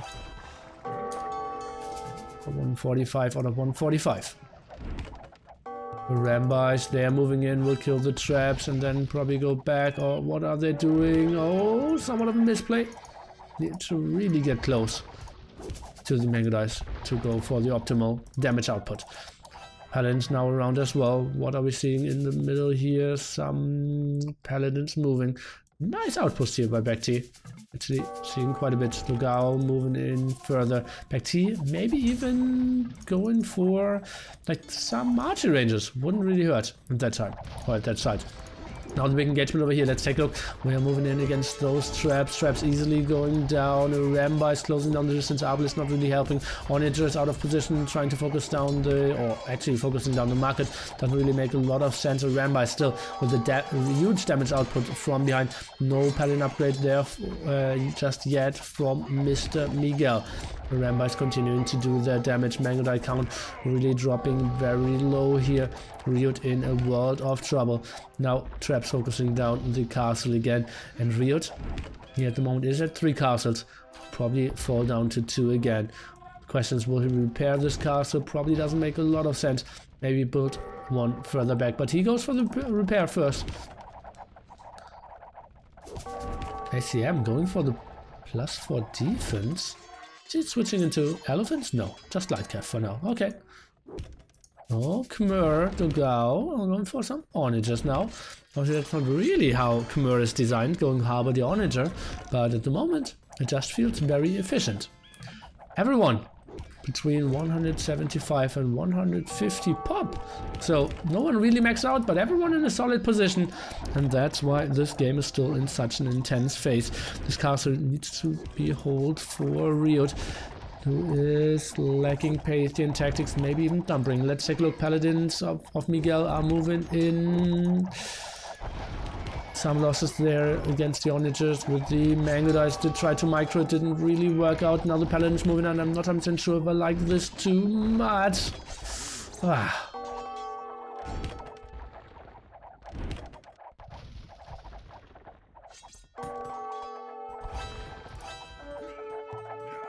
Karambits would be pretty sexy at that side as well.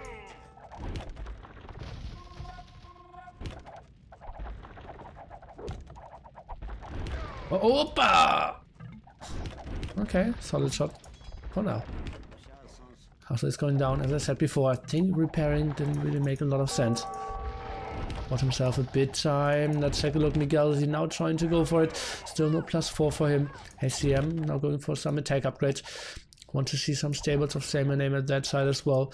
Walls kind of are being built to be completely walled everywhere. Onagers were somewhat exposed. One paladin actually getting 2 onagers. Now running back. Sweet job by him. So the Arbalest for BoA. What is he going for? I see the +1 defense. He has 2 castles, so maybe that's the Karambit option. Offensive castle here. Against Paladin Elite Mangudais, Karambit won't really do much, but over here against Harbor the Onagers, that could be the tricky, very good option. Actually going for Bomber Towers. And indeed, this looks very much like, oh god, the Mangudais were coming over trying to snipe off, but I ran by close down the distance and they got some kills done here. And that was pretty even, I think, 4 Mangudais there and some damage against 1 trap. That is something RiuT can take. Onager is now doing some damage from behind. A lot of Paladins moving in here from Miguel, going for a nice round. Arbalest coming in for RiuT. Ramba is doing their best job to protect those traps. The castle went down in the south, and this looks like RiuT will probably clear this up together with Miguel. The Rambis need to run back. BoA is still lacking to really go onto a strong army. Elite Karambit upgrade is now on his way. But is that really the unit they need? It's probably the unit they want to have here at the top. We see Semaname now moving in, wants to snipe down only the onagers so that the Arbalest can do the damage against those Harbardiers. But Dogao is retreating. Elite Bad Elephant now for ACCM, so he's going for the switch. And Elite Bad Elephant, they should perform pretty well against RiuT's Elite Mangudais and the Paladins. Still no Pathian tactics. Maybe not even thumping for BoA. I don't know about that. And Karambit, they're going to the top. Gonna love that. So I'm losing more and more ground. I said I would have loved the castles to be at the other spot there. I'm just going for some raids, not too important. Jesus Christ, the Rambites with their damage output. That's ridiculous. STM, how many elephants does he have prepared? Going for solid numbers here. Trade amount 42 for Brazil. On the other side, we are around 60. Oh, we're just fighting back.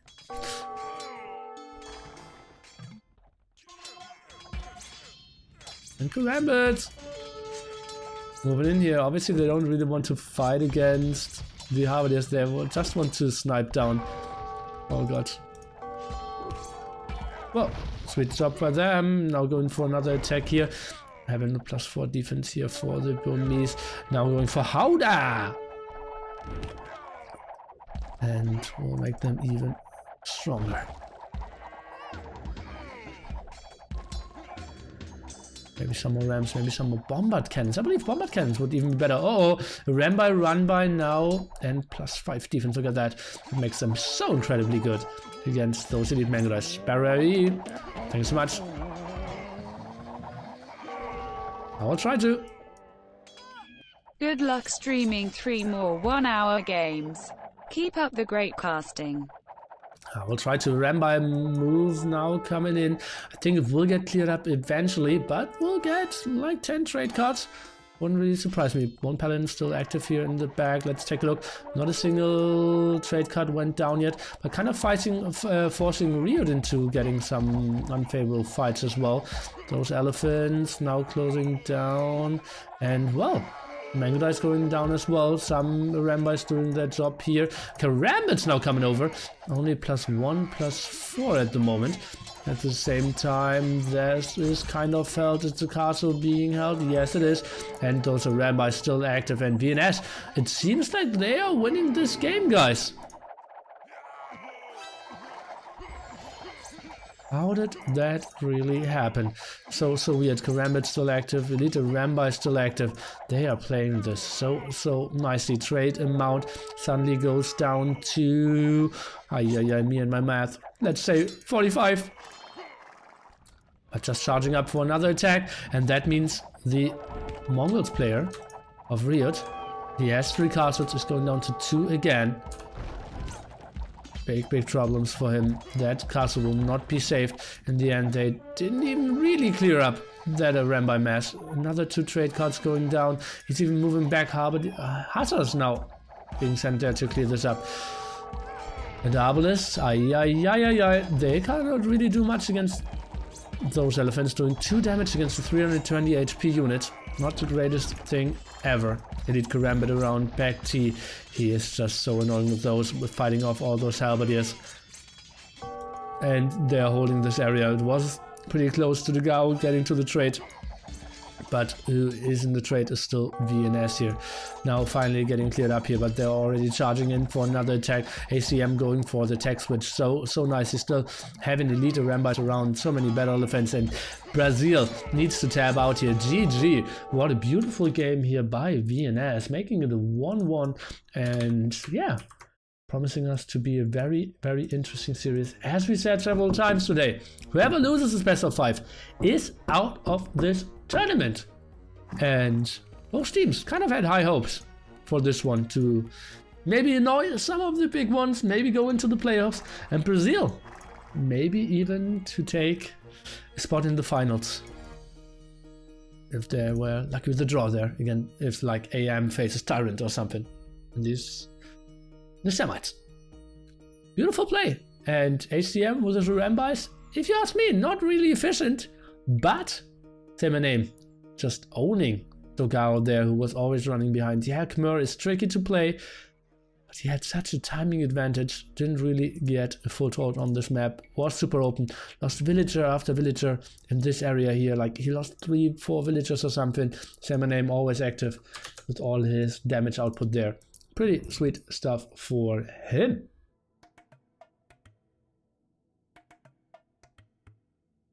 Next map will be Stab. So take a look at the potential civilizations. No more Mongols, no more Huns, and no more Khmer. On the other side, we have Magyar, Burmese, Malay. Pick 2, 3, 4 from VNS. So a lot of strong civilizations picked very early on here. And VNS didn't want to go down, and they didn't. Stab now. So we will most likely see, or like Chinese is a must. And then it gets tricky. What else do we have? Beach Fight and Colosseum.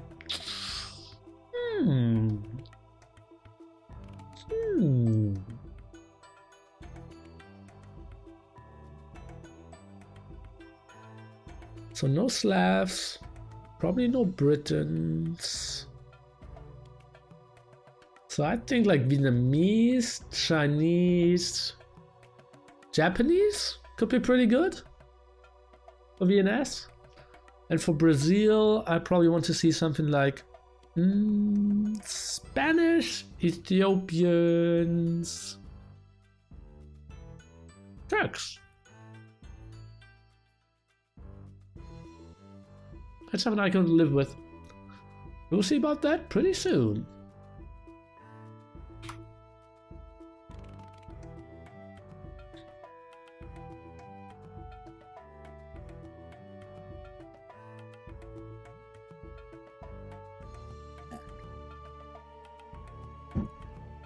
Player underrated, that's true.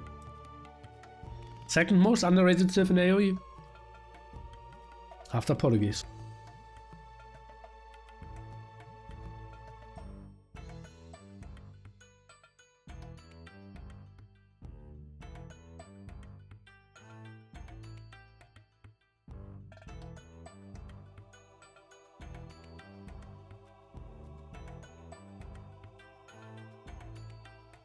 I love how thought out Neely's commentary is. That's the advantage of casting Rex. I already saw the Rex, and when I first watched them I thought like, okay, what can I say at what point to sound really clever? That's why I never cast live games anymore. Thanks.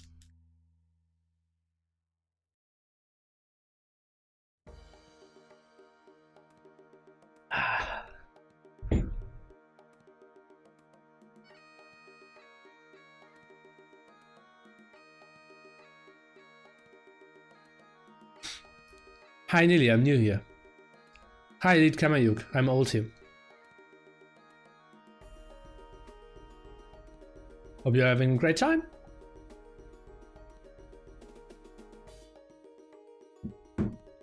Casting a lot of Rex.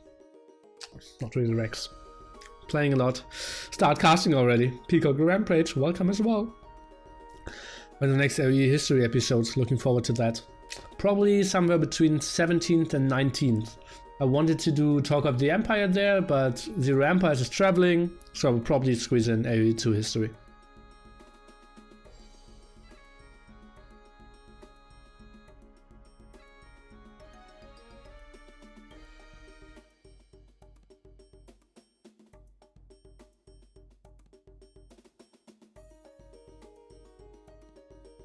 What's up with all the hippie emotes?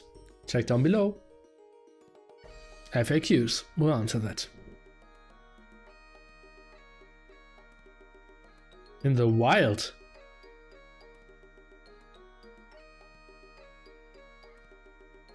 Viper, let me lose.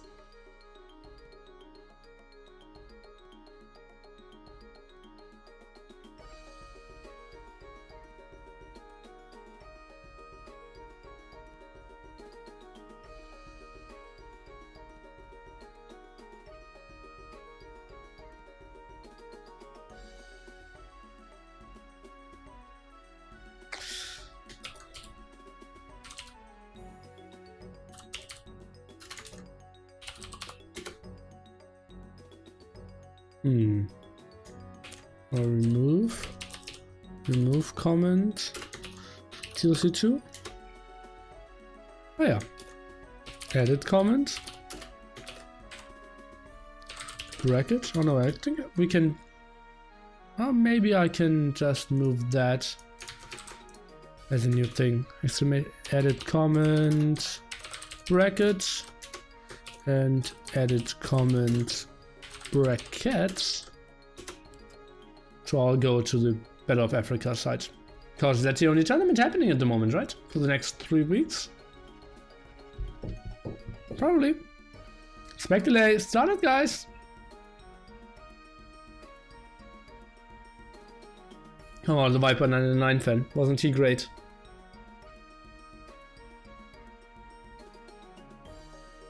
He was so active for like 3-4 months and then completely disappeared. Was so funny, so energetic, giving out a lot of money obviously as well. And then that was it. Where's the T90 series legend? The legend of T90 of the Viper 99 fan.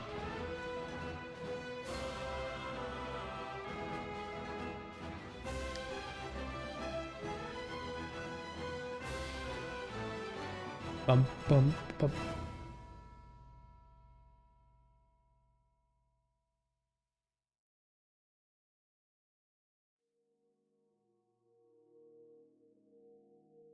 He'll make a greater comeback than Jordan.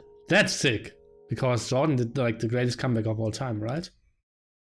Instantly climbing the world level, beating everyone, being the best player in the world again. Always appreciating your commenting.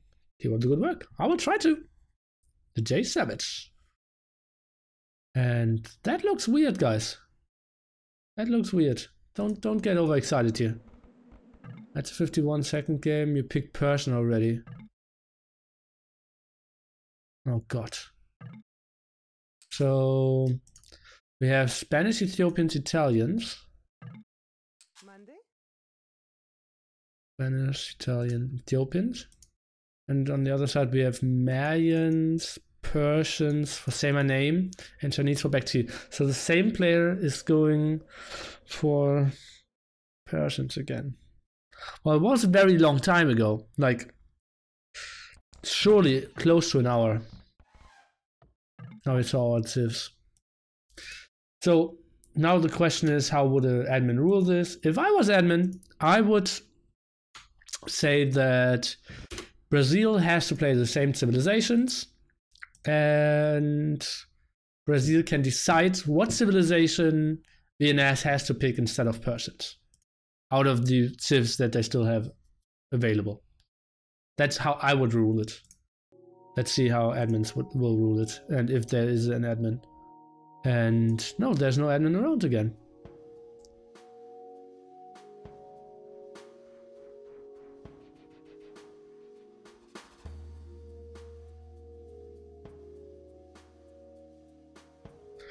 You think noobs like me can join German Day?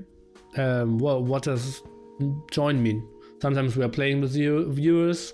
That's open to all levels, and mostly it's me playing. Sometimes it's me casting.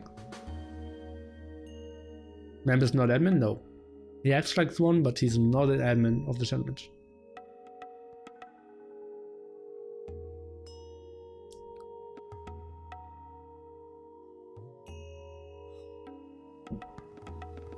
Well, that's just me. By the way, to account, in May we will have King of the Hippo 5. I'm awaiting 8 signups, or no, 5 signups of you. Actually, you will only sign up for 1 qualifier. Admin, why would you get admin when here? How many admins are there? 1.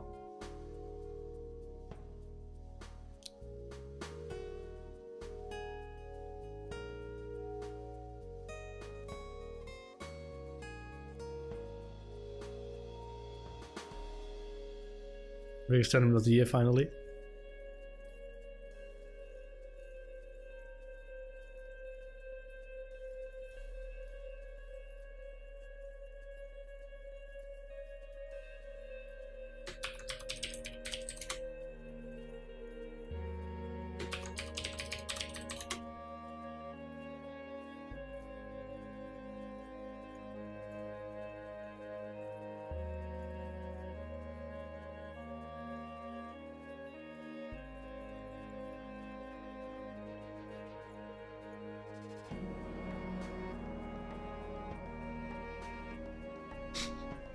China Mayans. He even has emote for Mayans. What happened? They picked a tip they already picked? Yes. What are they fighting over? African desserts? What?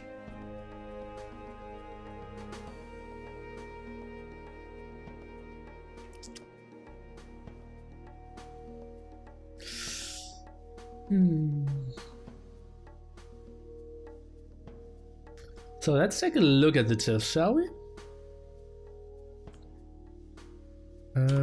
We have now the picks of Spanish, Ethiopians, Italians. On the other side we have Persians twice. Let's do it this way. Mayans and Chinese. So I need to pick something else. What would you give them if you were Brazil now? Chinese, Mayans? Probably another adjective, right? So like Vietnamese? I probably would give them Vietnamese. Or Britons, because Britons are pretty good on beach fight.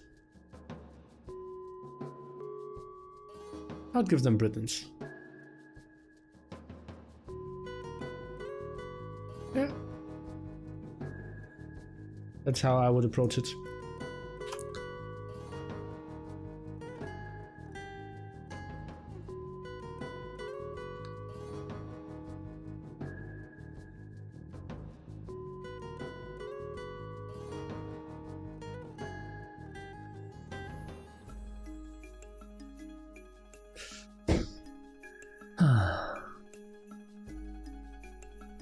Vietnamese has elephants. Okay, makes sense.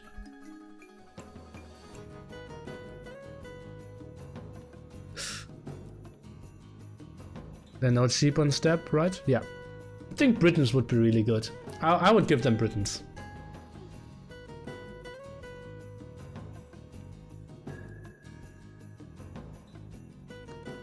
All three should go Portuguese. Well, then they obviously win.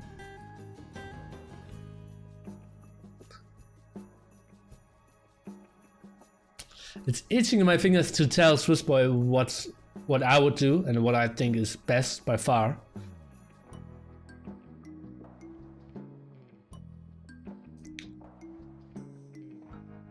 But it's not my place. And it's tough. Because I'm getting paid to tell people what to do. Is swissboyy the admin? Yes, he is. Exclamation mark swissboyy to get all the info you need about him.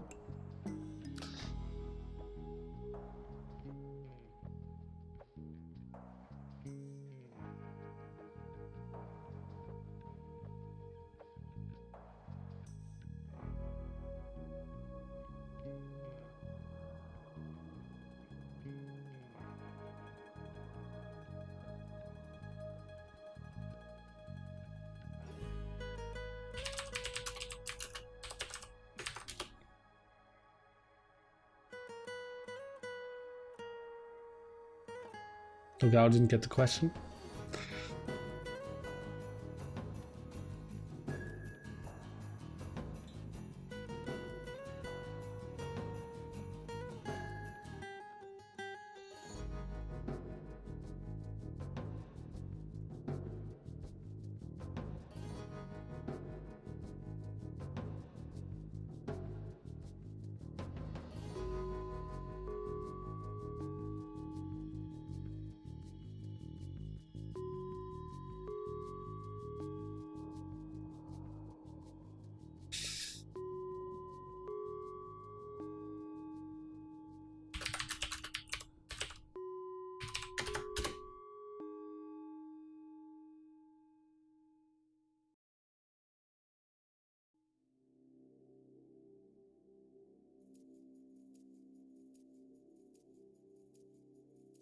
Okay.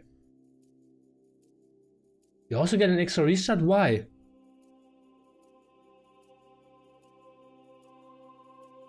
Why do they...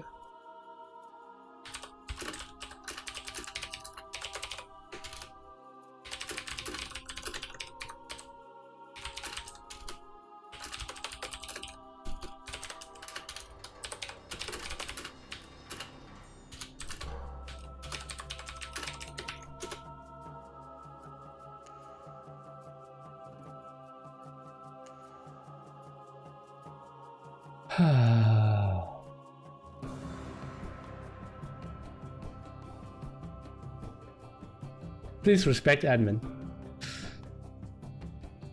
I don't really get the extra restart there. I think not they can repick their tips, I think they have to repick their tips.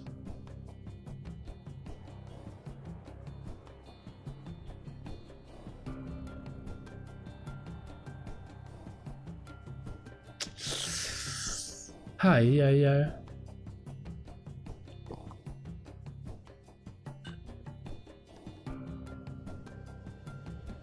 It's so OP that they can repick all the tips. Obviously now they can just go for Goth. They can give them Brits and go for Goth. It's so sexy.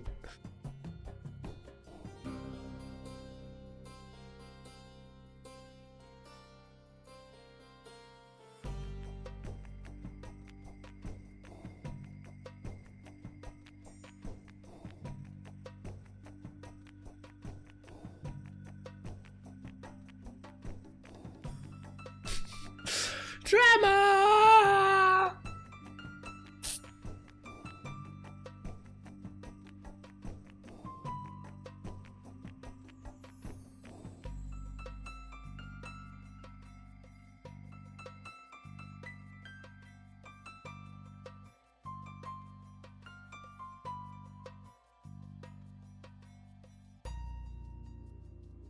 Why reshuffle civilizations? That makes no sense. I believe the advantage for Brazil is now way too big.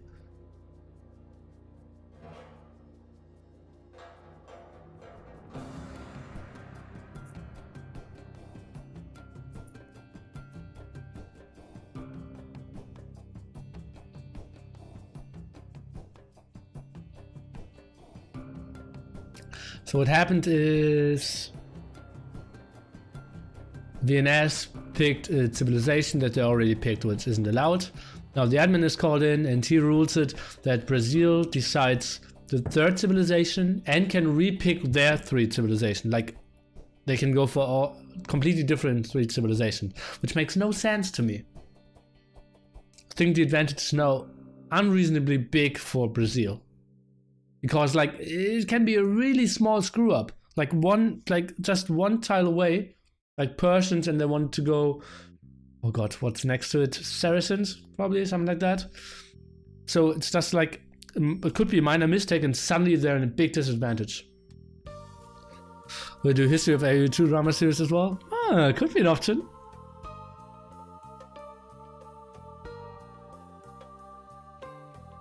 Someone PM to go out to chill out. Yeah, that's probably the best way to calm someone down, to give him an extra message from a random guy to relax.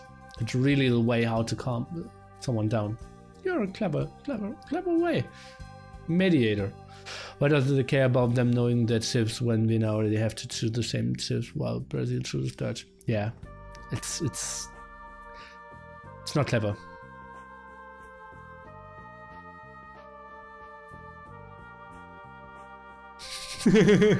Flow. Yeah, PM him, but to calm down, but also nudge him.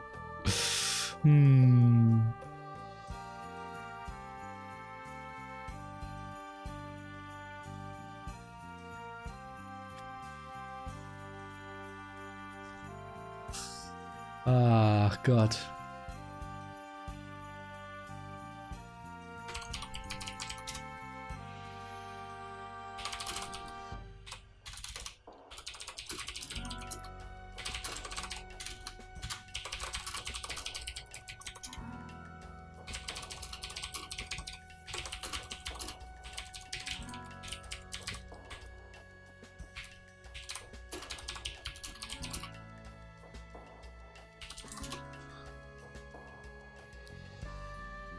Did VNA do this on purpose? No, absolutely not.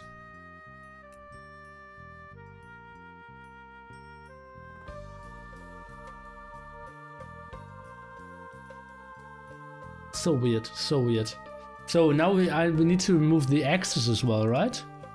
Because they will repick everything. So it's no more Spanish. Ethiopians. We have Chinese and Malians. Well, it has to be Chinese and Malians still. So now that's the new picking field. So 1 more civ for VNS and 3 more civs for Brazil. And Brazil decides all 4 of them. That's the situation at the moment. So I probably give them Brits and would try to go for Goth.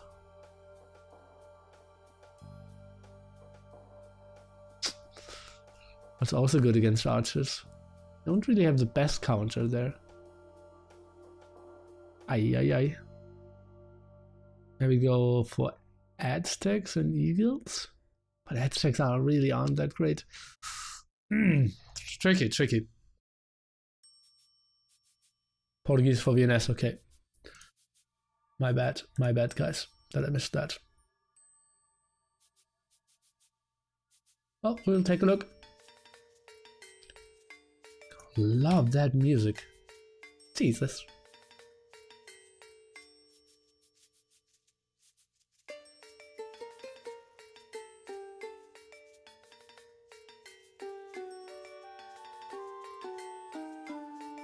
Okay. swissboyy just told me why he ruled it that way. He wanted to punish them so that the rules aren't broken again. Not 100% sure if I agree with that, but I can see the reasoning behind it. So they wanted to punish VNS for that. And a lot of weird things going on. So now we have really weird stuff. And okay, we are jumping into another try here. And Miguel is playing Spanish, DauT, the Ethiopians, and RiuT, the Italians again. So they just stayed with the civilizations. I don't like the TC too much of RiuT, not close to a stone. And on the other side, we have Semaname playing the Portuguese. Now forced away from Persian. And yeah, they were close. Maybe they wanted Portuguese. Indeed, that's what I said. A small misclick. I forgot about Portuguese. And yeah, obviously we have BackT still with Chinese. So I don't mind the civilizations here for VNS at all.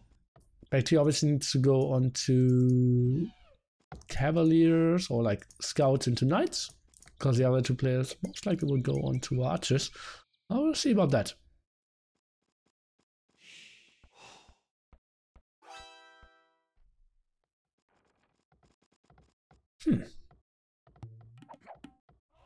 Will you keep your tips for good sportsmanship or change?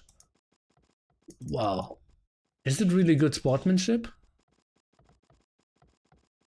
I'm not sure if it's good sportsmanship if you keep them. I think that's the admin decision, which I don't agree with. It's kind of interesting.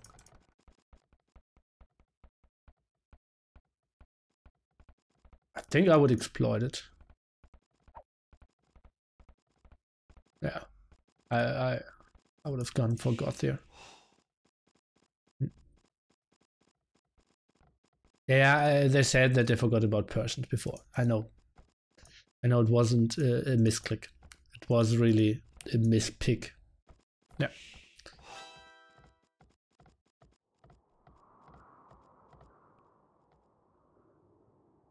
Very honorable.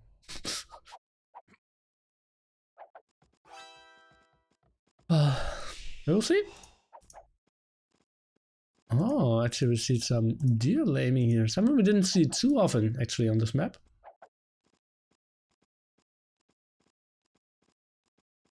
VNS with a solid start here. SCM with the Malians bonus. BackT with the Chinese bonus. All looks pretty solid. They're now going with 3 on stone, BackT. What is this again? The DauT going for archers. We have Miguel. I expect him to go for scouts. We have RiuT going for scouts as well. Where is he? What's going on here? Why is he not up yet? It's kind of weird. Could have upped a villager ago. And he's going for archers as well. I'm not sure why he built a farm if he goes for archers. And he's dropping food to 500. Ay. Doesn't know that Italians go up in ages cheaper. Oh, okay. Well, what would have you been ruling as an admin? Decide that civ and repick all your 3. And now they could keep the 3 civs. And now they got an extra restart and also could repick the civs which they didn't go for. swissboyy, welcome mate. ACM going for archers, kind of what we expected from a Mayans player. BoA is now going for archers as well. They go triple archers? Ay. That's interesting. And they will... So if just one player goes skirmishes, they're a pretty bad spot. Just got back from work. What did I miss? Well... there was a weird situation where VNS picked the same civ again, and then an admin came and make an admin decision, and now we're in this. So now you know everything. Awesome back, trying to scout out the wood line. And I'm really confused that they're trying to go for triple archery range here, or triple... Oh well, BoA is... Why is he unstable? 4 on gold. Guys, what is happening? Ay.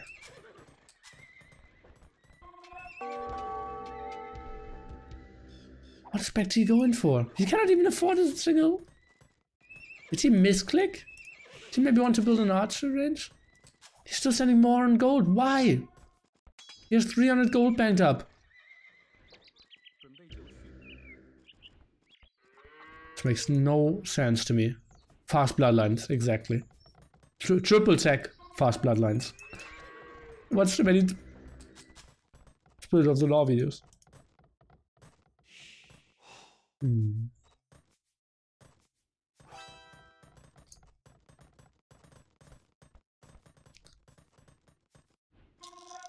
Okay, everything else looks pretty solid. Lookout going for more walls. And that looks like he is... Well, that is all walled off. So, yeah, he should probably be safe here if he just walls that area off. Unless there's a hole here. So, yeah, needs another palisade. And another palisade here. And then he's safe. Ay, so many holes.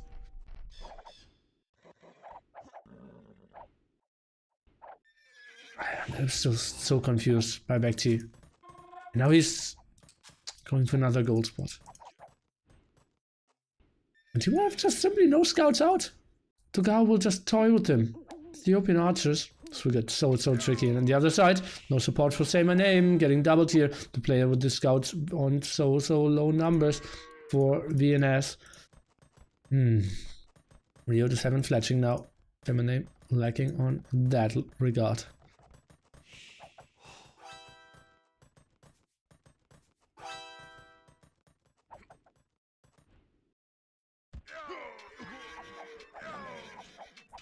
Okay, but BoA now got some help of ACCM who came over. TaToH was still lacking fletching. Kind of surprising there. Now Miguel is coming over.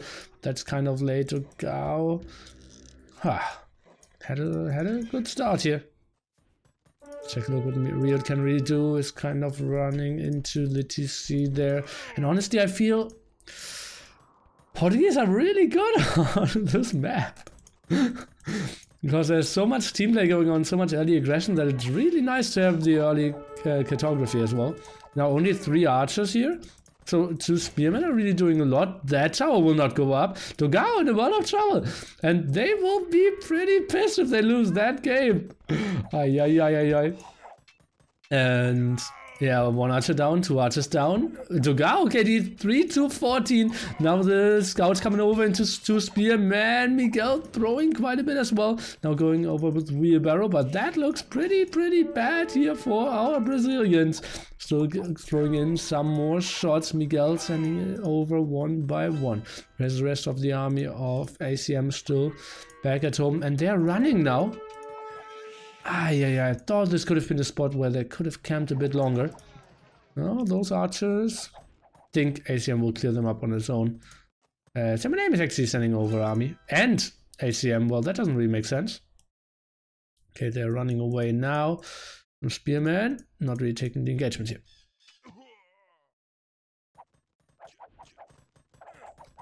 Clearing this up on his own. Name, where is he going to? Still no fletching by him. Why is he having a market?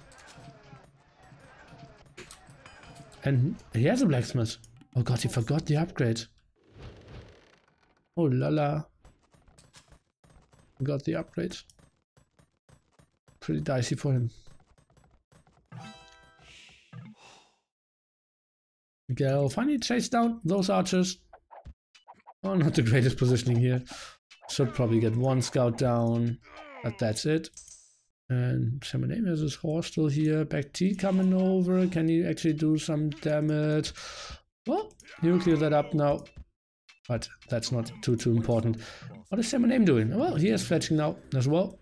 Cannot really get the damage done against RiuT, who is still camping at home as well. Let's take a look. Anyone with heavy losses there on the villager count?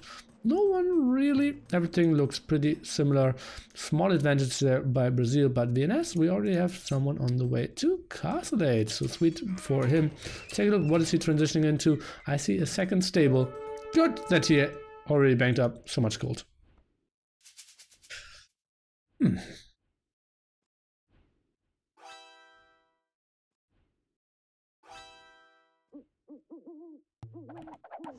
Oh, running in now. RiuT was moving there not too nicely. Skirmisher in the front, obviously doing quite a bit as well. A lot of players now on the way to TaToH. We are only lacking RiuT and DauT. So VNS, 3 players on the way to TaToH. On the other side, only Mr. Miguel. Good stuff for VNS at the moment.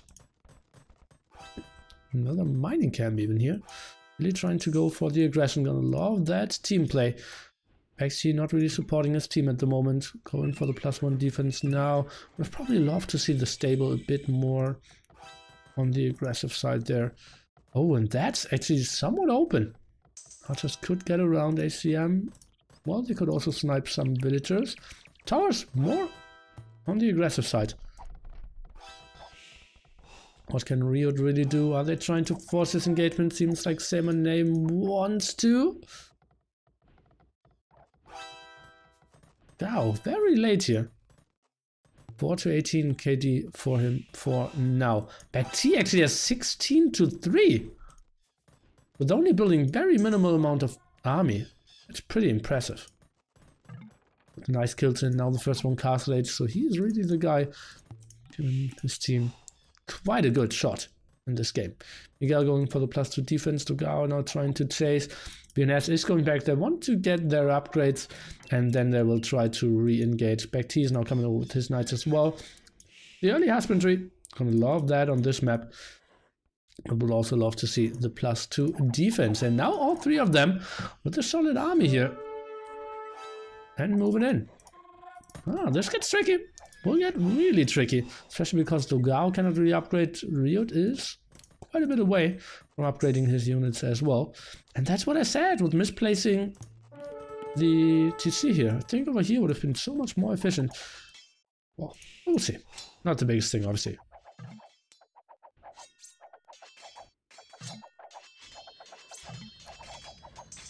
Name with the early upgrades here. +1 defense for him, going for ballistic as well, and they are focusing down the stables, feeling like, okay, this Spanish guy, he already has +2, he wants to go for more, let's force him into some more wood investment and reduce his production of the knights, actually damaging, well, very slightly. And that's a big army. Check a look where they're pushing in. Did I just see a sling? Is TaToH slinging? Oh yes, he is. DauT is slinging, and he's slinging Miguel. How many stables does Miguel have? Up to 2, and now we'll get a third one. +2 defense for him. That's a spot where BoA again should go for some more camels. Maybe some more monks as well, and they could maybe try to go for some engagement. They should be aware that, okay, DauT is very late there with his uptiming, and now losing quite a lot of archers. Maybe we can have a good engagement here. Miguel now charging in. I believe BoA should have been in the front there. Why is he again not having the +2 defense? Lots of crossmen doing their damage here. We can see RiuT moving in, but that's so many knights here for Miguel there, closing down this so nicely. BoA again. Too few knights. Why is this happening over and over again? The knights just lacking the upgrades. Look at that, only +1 defense, not the numbers there. Why was he not producing? He needed +2 there so much earlier, and Miguel going for the nice clear up. In the end, villager counts are somewhat even, but military count is now pretty solid here. DauT at 0, RiuT at 26, but the most important guy will be Miguel. And that was just very sweet for them. Now switching on to camels, but again, so little on the upgrade side. Now going for 30C. That's kind of the repeat of the Arabia game, right? Where he was Berber, pocket, they played against the sling, and underproduced camels there as well. Maybe they didn't realize that DauT was slinging this. It was weird timing, so I can see why maybe they weren't 100% sure at that point. It was a disaster. Somewhat. Same name. This will get tricky for him now. Press F to play. Press F to pay respect. And we're back, guys.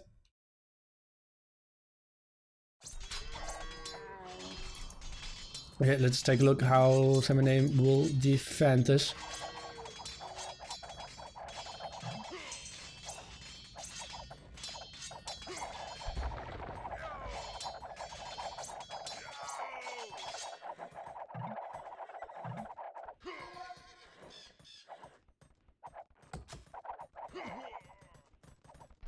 He just wants us to watch edge. I'm totally fine if you put on that block, mate.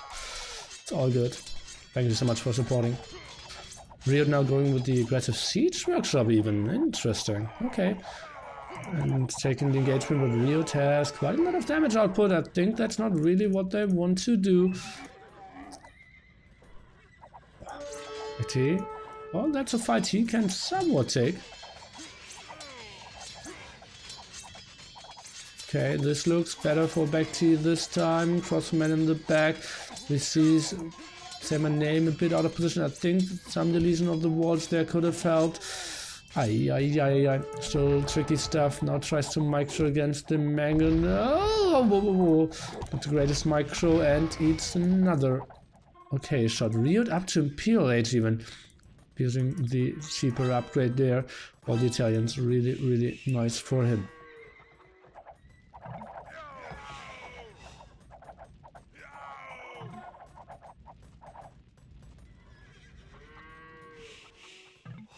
Defensive castle. Let's just quickly catch up because no engagement at the moment. Okay, and we're alive.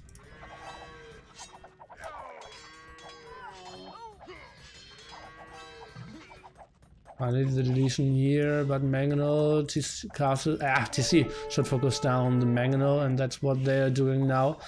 So, going back there. This is getting tricky. Italians. Maybe go for the obelisk there. BoA sniping that quite nicely. A lot of losses on their side. But what can they really do against Italians? Wow. Maybe Italians can they even switch into condos? Is that an option, or will he just stay on his range tech? Seems like it. And it makes sense as well. DauT still feudal age defensive castle here by 7M. I think I would have loved it a bit more protecting his gold and stone spots here. Now going for the engagement. Say my name out of position. I'm not 100% sure why ACM is taking this engagement. Doesn't really make too much sense. BoA is continuing to produce knights. How many stables does he have? I can count 4 or something here. Now RiuT is going for his upgrade, just going for Arbalest and Bracer. This will get super tricky. The sling continues to go, contributing to Miguel continues, who is now up to Imperial Age as well. This looks like Brazil is transitioning into the sling. So much better.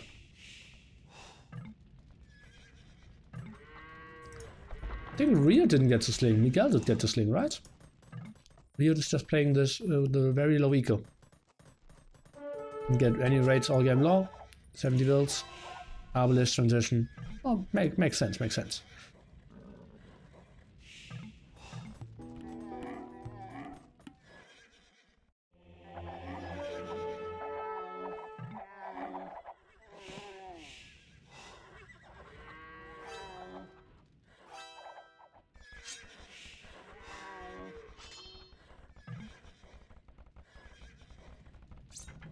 Going now with the 5 plumed archer raid here into non-existent trade. Not really the greatest thing ever. Oh, Arbalest. Obviously now super efficient against all those camels. Long distance against those crossmen. Maybe the plumed archer for transition for ACCM. Can put them back into this, but Miguel, he will go for paladins as well. Their army composition will just be so much better there. Paladins and Arbalest. Let's take a look at what they can bring up in store now. Nice defense here for Say My Name for now. Trying to defend in that area. Paladins should win this. Kind of agreed. Don't really see them having the greatest defense here. Will be Arbalest from Portuguese, plumed archers from a Mongol player, and some cavalry from a very late Chinese player.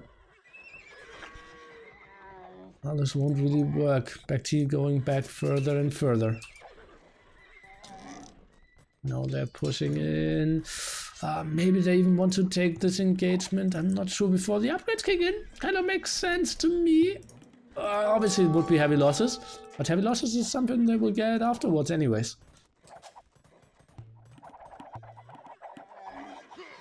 Okay, and now they're taking the engagement, as it seems here, 3v2, but remember it is a big sling, and now moving in, not a lot of Arbalest there. Miguel is before the upgrades, even another round of camels is coming out. This looks pretty good for VNS. They are pushing this back, and remember, using a lot of resources there with this sling is Dogao. He is only in Feudal Age, now upgrading to Castle Age, and that was a pretty nice move here by VNS, pushing this back so nicely. And Miguel, just shortly before getting all his upgrades, didn't want to go for it, and they retreated RiuT with very heavy losses.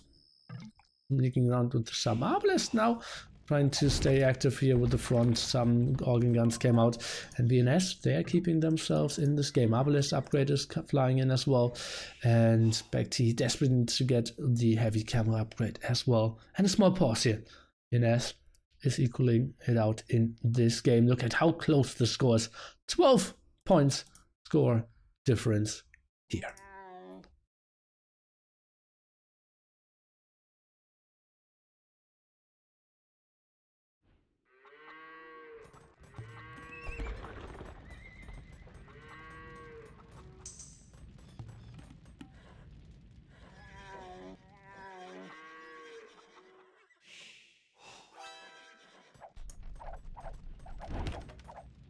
Going to the super late game, obviously Spanish trade helping out quite a bit as well.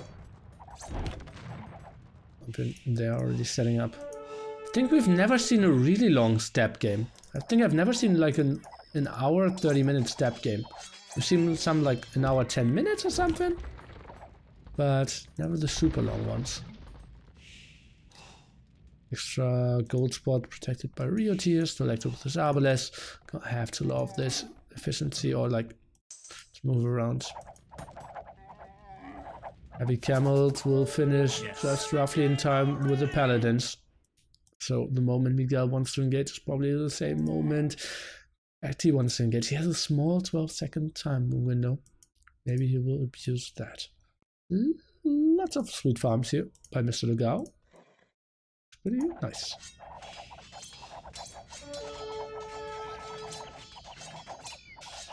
Miguel, he cannot really take this engagement alone, will he?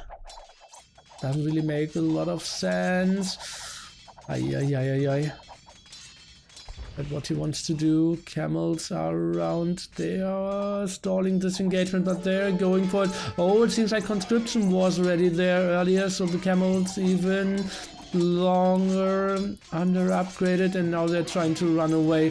What a beautiful engagement here by Miguel, and his timing was better than the spec overlay to allow us to see. That's a sweet move here. Oh no! Stables work faster with... No hunts. I'm confused.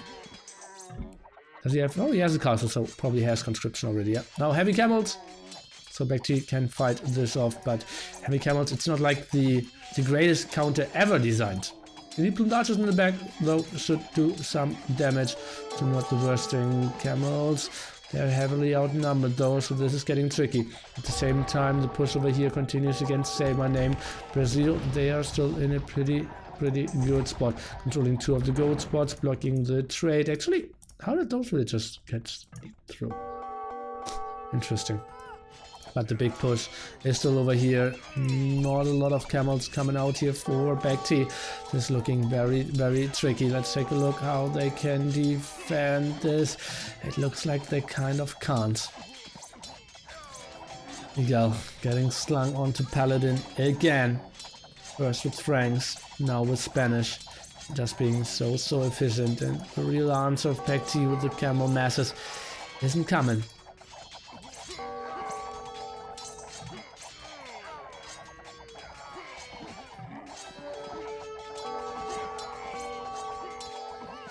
Oh, not going for the plumed archers, but that allows the camels to do some damage from behind here. And Miguel seems like he wants to regroup. And what is the answer against that army of RiuT? Don't really see that happening either.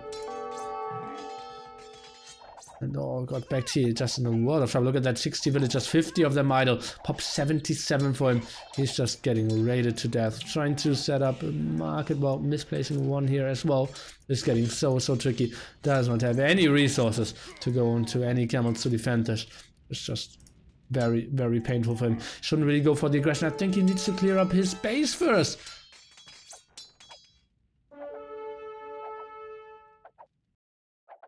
That one obelisk, super efficient, killing quite a lot of villagers.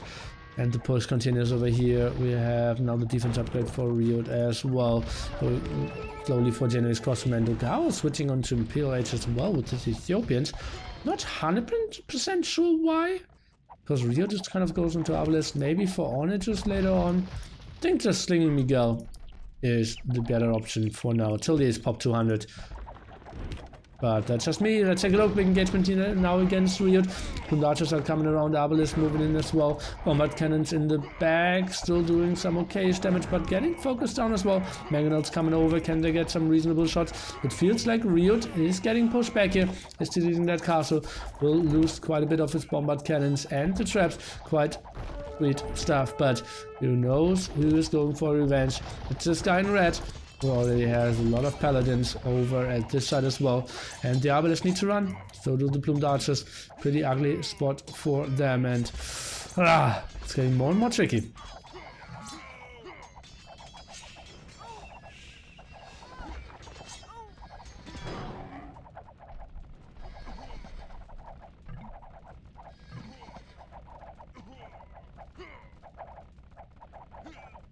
Of casting him now by saying my name. The trade is already running quite reasonably well for the Brazilians as well. As you can see with the numbers, took out a bit late there.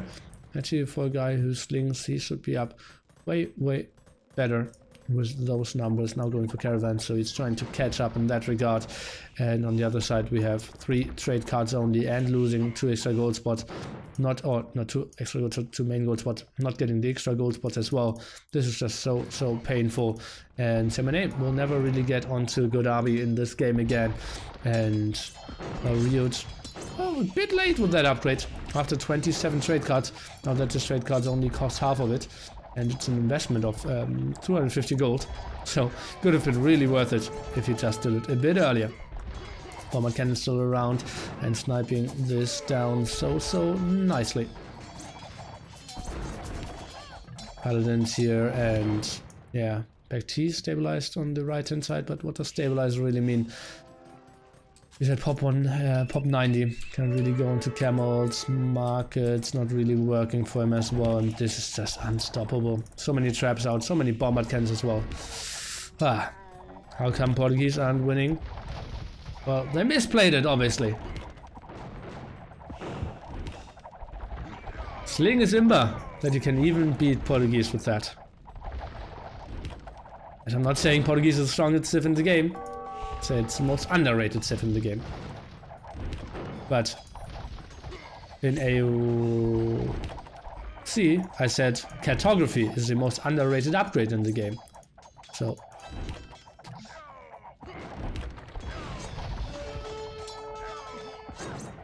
yeah, so kind of consistent with that argument, right? Paladin's just wiping out. Look at that, 410 kills and rising. On the other side, we don't even have 300 kills there for... Oh, we have over 300 kills, but less than 400 kills for Miguel, or for the enemies of Miguel. VNS. There we see the enemies elite crossbowmen. Elite enemies crossbowmen now for RiuT as well. And not 100% sure what against, but well, they will even be better against camel archers. Now the ram push continues. ACM will have no defense. Same time, BoA kind of stabilized and is now getting ready again. RiuT with another aggressive castle. This is just so brutal. Paladins are pushing in. RiuT kind of missing here, but now sending more bombard cannons over. The ram push continues. TaToH only went in for those rams, and we will see GG in 5, 4, 3, 2, 1. GG! Guys, I'm the best. I'm the best. Ah, massive countdowns. Massive countdowns. GG. 2-1 for the Brazilians. They want to continue to play in Battle of Africa, as it seems. And don't want to lose just yet. So in the end, Portuguese, given to them. So with Chinese and Malians, I think civilizations were pretty solid. I think a huge screw up by BoA on kind of a lot of levels. First going with 3 or 4 villagers on gold, although he went for scouts. Makes no sense at all. And then later he didn't upgrade his knights and camels again against... Or he is basically the guy who has to defend the sling there.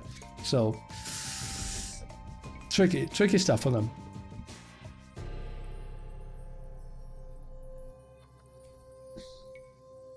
RiuT, quite early transition, didn't get the sling there early on, I believe. It was really Miguel, so RiuT did get onto Imp that early on his own. Only 70 villagers, and obviously the advantage of the Italians and going for Arbalest allowed him that.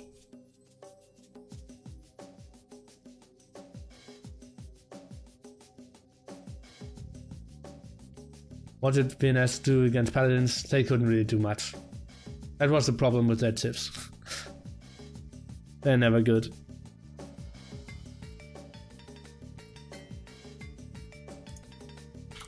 Okay, next move will be Colosseum. And we are looking into no more Spanish, no more Ethiopians, no more Italians. On the other side we have no more Portuguese. So we have Beach Fight and Colosseum left. Interesting. Ooh.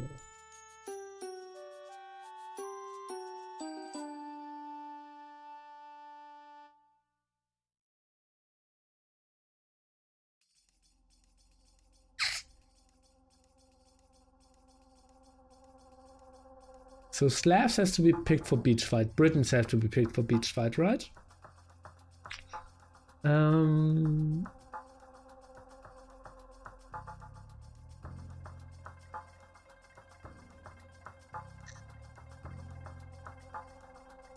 The rest is pretty random to me, honestly. So probably you want to go for Vietnamese now in Colosseum, I would say. And you need some Kafts still left for Colosseum now. So I think like Saracen Turks is a good pick now. I believe Aztecs are pretty good for beach fight as well, so I'd go for like Aztecs, Slavs, Celts, beach fights, and now go for Turks, Saracen, Goth, which is pretty bad, but happens. A lot of very strong tips are already picked. And VNS, I think I would go for Vietnamese. Probably like Teuton Viking. I'm gonna have triple archer. Yeah, something like that. And Japanese has to go on tonight's onto beach fight.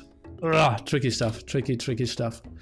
And Spectator didn't start, so I will take a small bathroom break and we will be back very shortly, guys.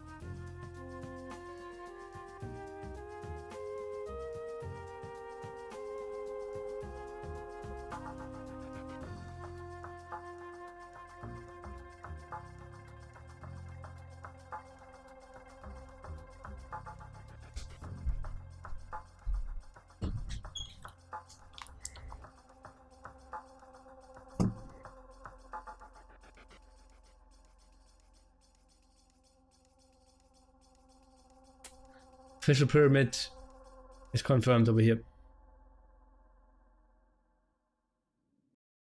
French Dandy, welcome. Yeah, I'm hungry, guys. And thirsty. And everything.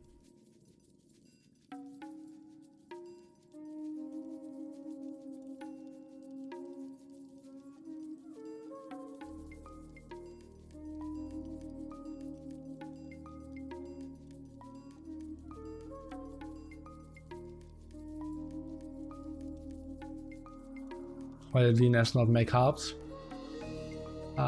Because they were dead before that.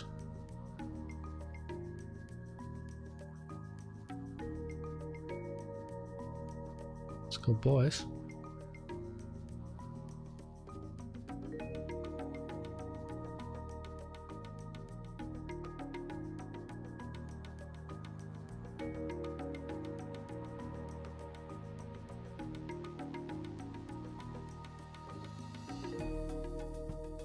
Pointy boys.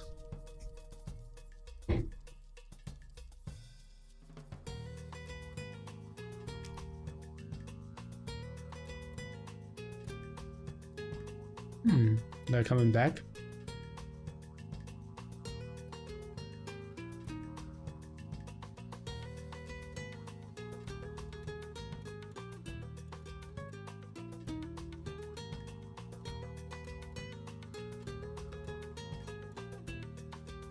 Very low interest in this series, honestly. Overall, like we have 2K, 2.3K combined viewers. For Tyrant against AM, we had like 4K.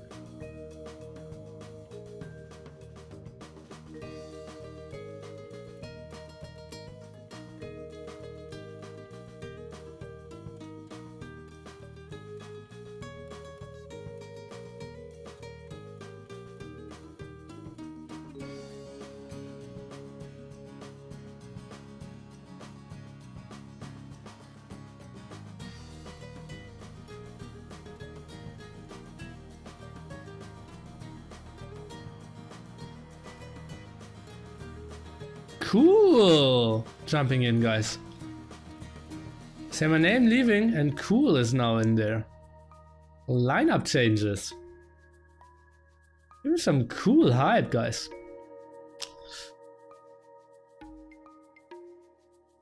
TLC Grand Finals is an exciting series. Well, it's number 1 against number 2 in the world, so kind of exciting. C96, then you have to deal with the pointy boys memes. I can live with that. 2019 nearly hasn't figured out people like to watch Viper, not AoE 2. Yeah, that's true. It's a bad man. You don't type call, you just are cool. What?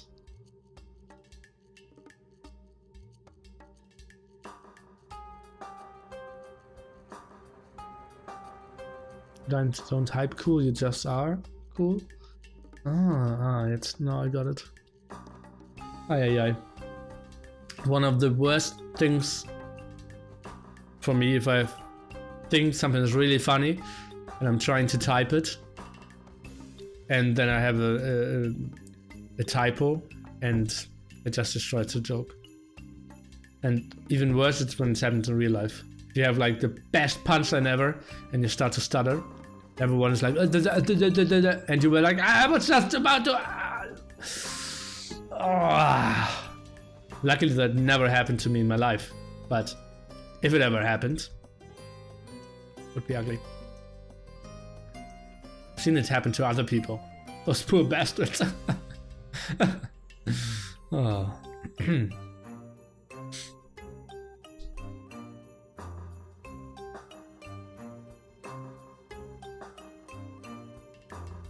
Bum dum bum bum ba dum dum bum bum bum.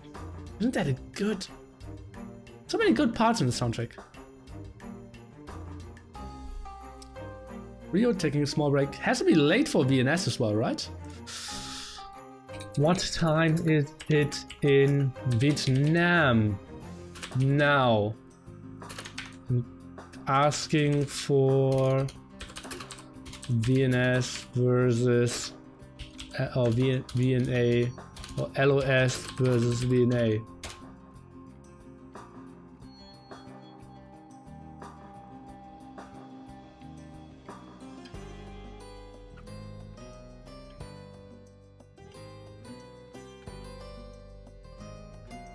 Okay, that didn't really work. Okay, well, let's just do it this way. 122. Okay.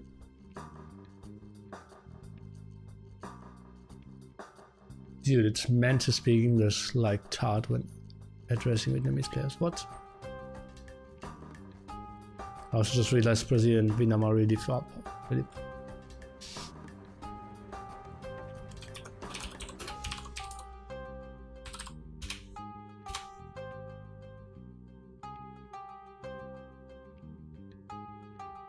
Who? Why doesn't help work? Oh, help works. Weird.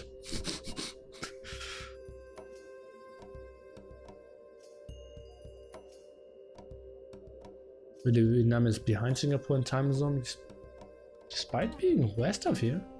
That's weird. Scheduling must have been hard.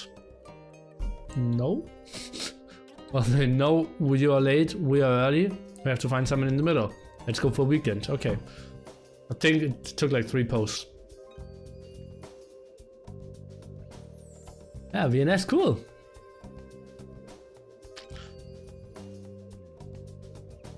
Oh, shy, co-caster. What the fuck?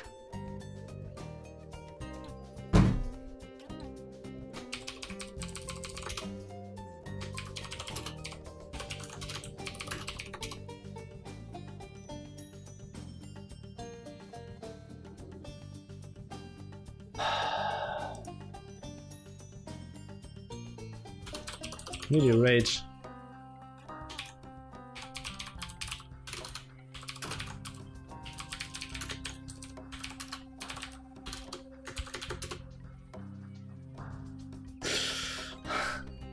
Why is this happening? It's so nice.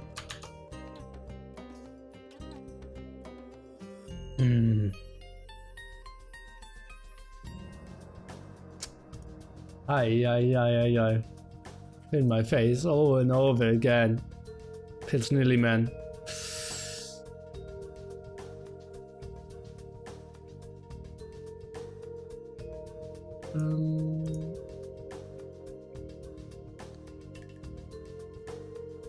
Slam chair sucks. Time to rethink your wording there. No place for homophobia in this channel. And now we're jumping into game number 4, 2-1 for Brazil. And yeah, if Brazil wins this game, Vietnam is out of this tournament. And we have Slavs for Miguel. I think that's a wrong pick here. If you have Peach Fight as map number 5. Dogao going for the Celts. And we have Turks for RiuT. We have Vikings for BackT. We have Vietnamese for ACCM. And Cool with Japanese. So the person who waited for quite some time is now finally back. A lot of people think he was a star player in the last tournament, and let's see how he will perform now.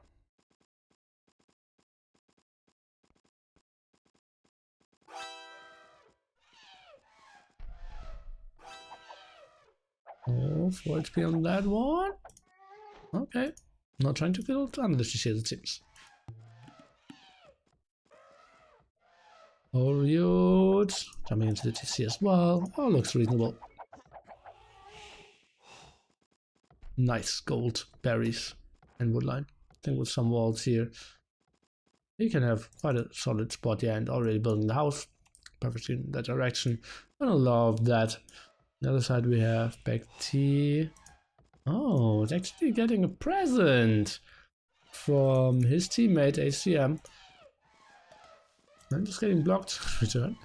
BackT. Well, what is he shooting first? Trying to shoot both at the same time. And ACM now should just run away. Exactly. That's a good move indeed. So the elephant will be here and will run back through the TC. That's a beautiful move. So not a lot of food is rotting. That's just perfect. He could have even run like half a screen further with the elephant, but that's just very well done. When the elephant is running through the TC. Sweet stuff.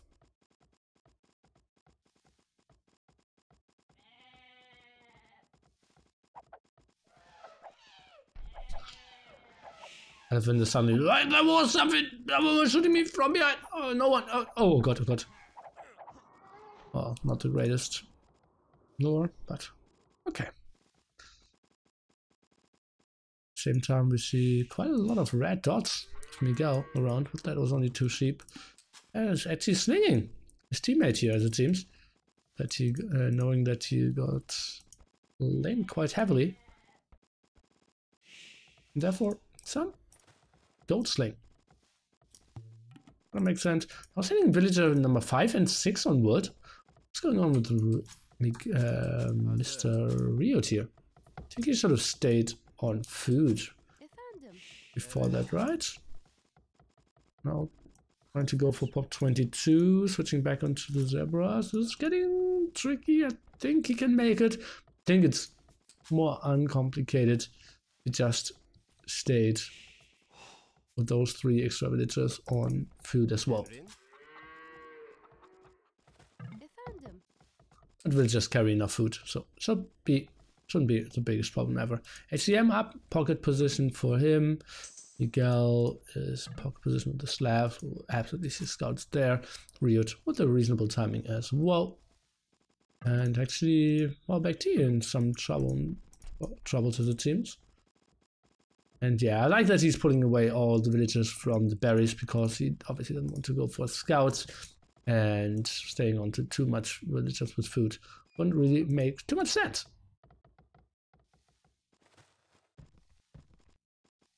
I think it's the worst feeling if you lame someone 4 sheep and 1 boar and still manage to lose. Actually, there was an Oasis game that I played with, I believe, LB10 and Pedro, and we lamed both boars and 2 sheep of the Viper. Pedro against the Viper flank, and Pedro was like GG at minute 15 or something. He did MMA forward, got walled in, and lost everything. I love was a good one. It might have been with Enderine as well, but it was Pedro against Viper, close distance, blamed 2 boars, 2 sheep. The Viper played Archer defense and just killed him instantly. That was a horrible, horrible day. And Pedro stopped playing Age of Empires after that. Feels Pedro, man.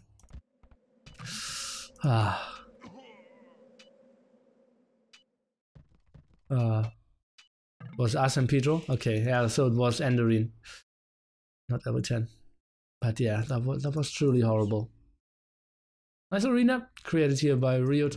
Going for double archery range, exactly what we expect out of him. BoA going for the archers as well. DauT still staying active. Actually, 2 villager losses already by Mr. Cool, and this is getting pretty ugly for him. Walls will be set up here. Still not the greatest spot in the world. Archery range pretty late for him. Is he on gold even? Probably not. Wanted to finish those walls. Ay.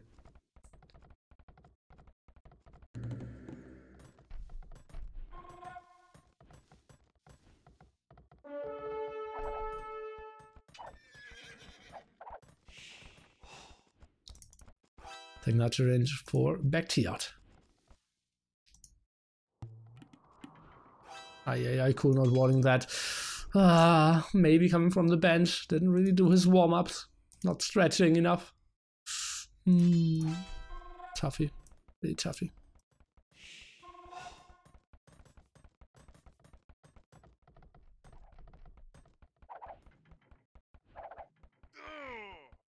Great stuff. Okay, at least some kills. Now skirmishes out. Obviously not really the unit he wants to go for. Defensive tower for cool. And we see scouts from the Vietnamese player and from the Slav player. Obviously so much better for our Slav. Now getting some damage done though. Spearman around for the Gao. Should be a solid defense. See how this continues.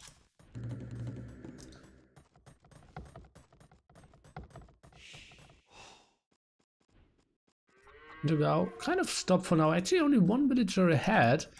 Transitioning into archers now, sending them forward. That's the greatest thing to fight off against those skirmishes though. They're just kind of blocking each other here as well. Ay.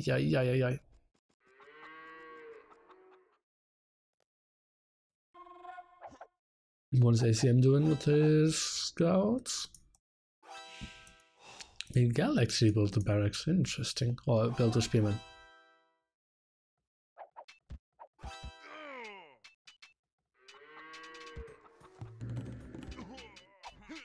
Okay, let's take a look. The Gao in the fight here.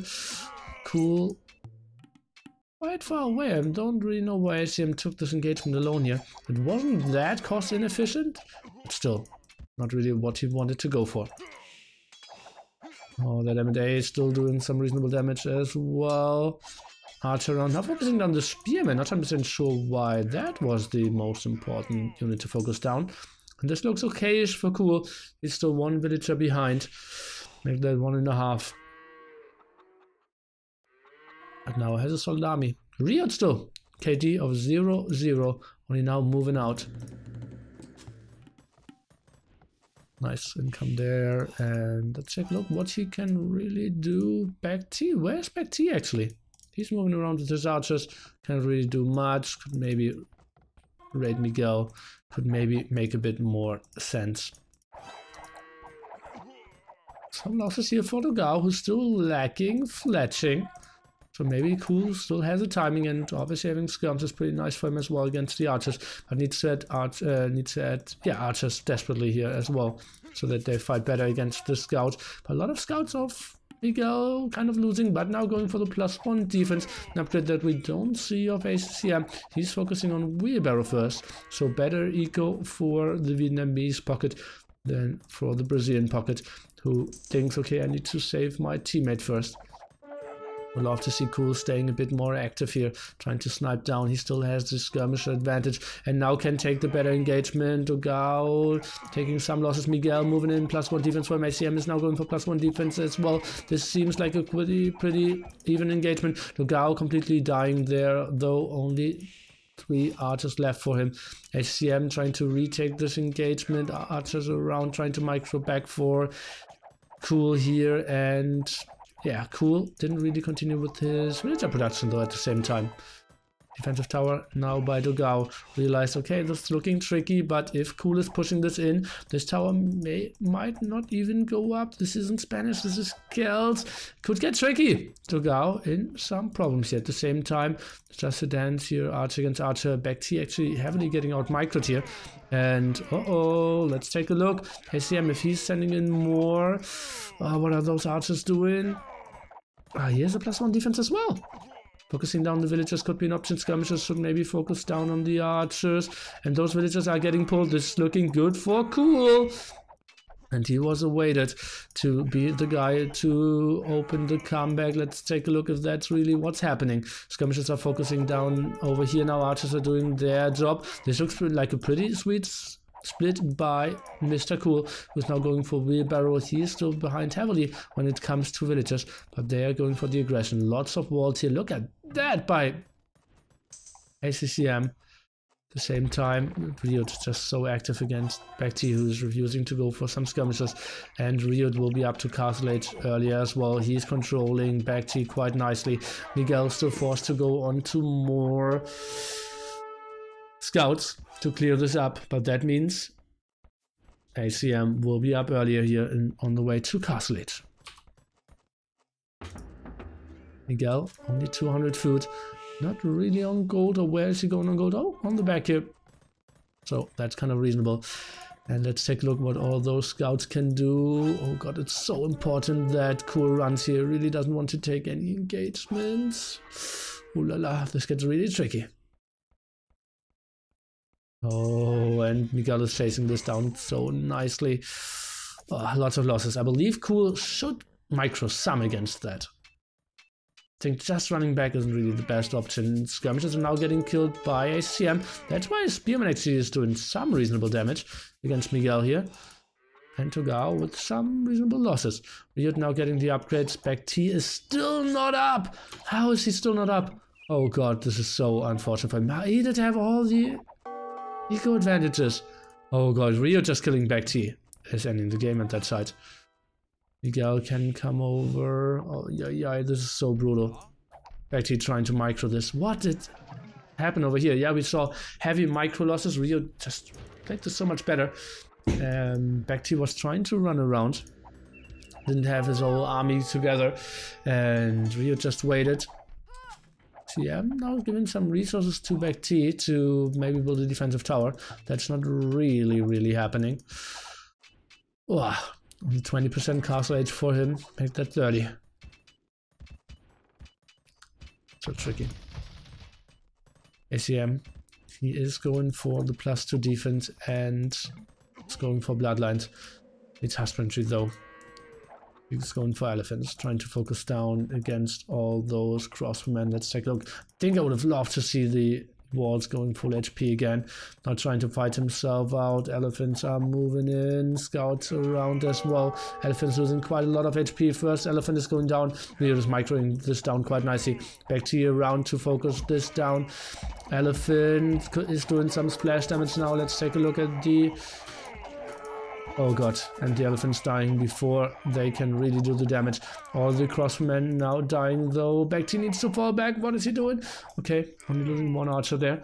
And this was quite a nice hold. ACM was doing the damage, but now the walls are open again. Good. He's adding extra TCs here. Sweet stuff for him. And he keeps up the aggression, goes for +2 defense. BoA actually had quite heavy losses. Where are all his resources? He doesn't even have enough gold to go for +2 attack here. But is getting chased down. ACM playing a solid game, but BoA and Cool heavily behind when it comes to the villager count. Is he getting those walls up? It looks tricky. TaToH only now reaching Castle Age though. Has a nice army out though. Quite big walls for him. And to control this area, obviously his gold spot super exposed here at the front. Second sable for Miguel. trying to help out. Those scouts are still pretty active, even going for the light cav upgrade, so he can do quite a lot of damage.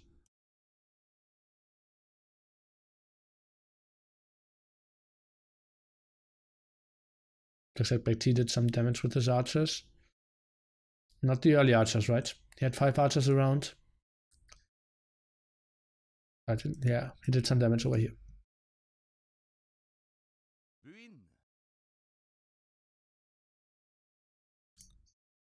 It's tricky. 1 extra TC for him. Oh, actually going for 2 extra TCs. But we'll go down to very little army at the moment. No upgrades for him. Not 100% sure what he's transitioning into. Already has Botkin arrow, but not going for lead skirmisher, not going for crossbowman upgrade. Interesting. Hello, Ashley.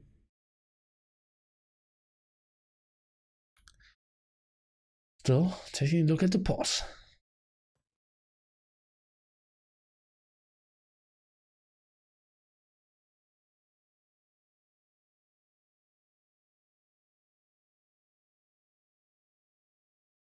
Yeah, he did 5 early archers. BoA that was, did run around, didn't really get in here, and it felt like Miguel didn't have the heaviest losses either. And then he just had the smaller army compared to RiuT.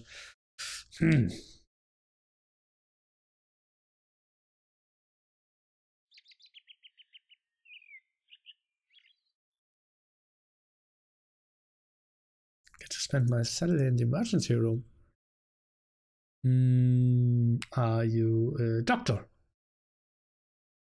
Are you a nurse?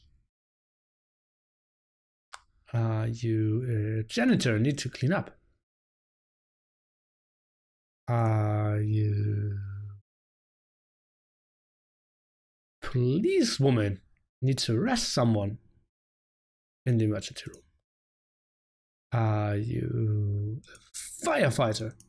And there was fire in the emergency room. My mom had a pulse of 200 and a blood pressure of 80/44. Well, that's not optimal, right?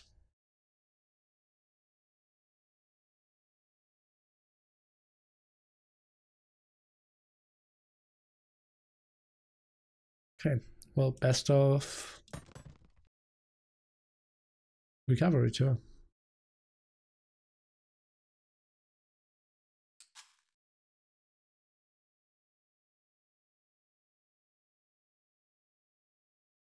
Bum, bum, bum, bum, ba-da-dum.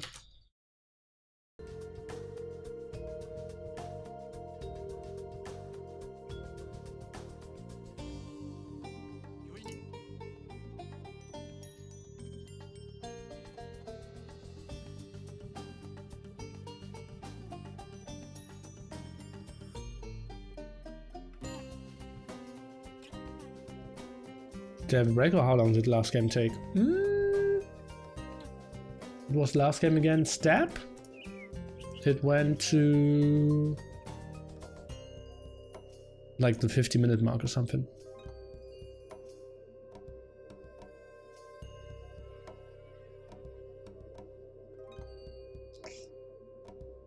Ay. Guys, not sure what's going on.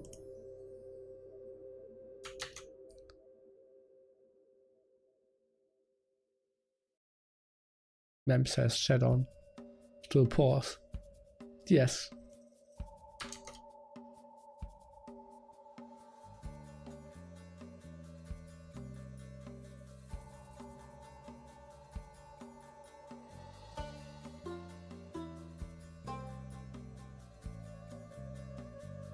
I just realized Tyrant isn't entirely rated. Well, rated isn't really important.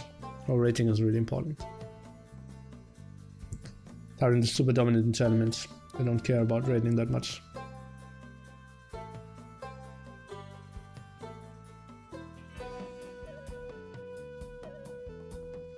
John Zito somewhere in the 1500s. Not really. Okay, guys, game continues.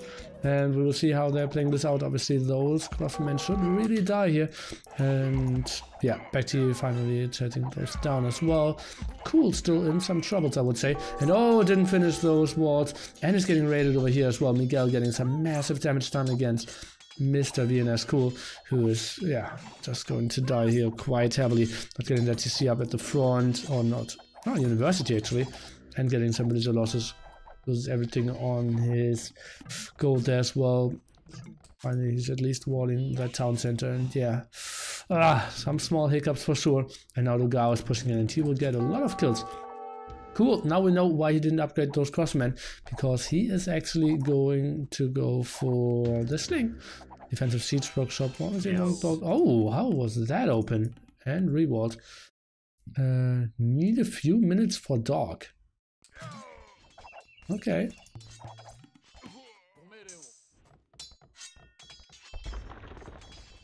Spin it big, dog. Oh, defensive tower is flying in, but that means he will probably lose all the villagers except those 5 that will fit into the tower.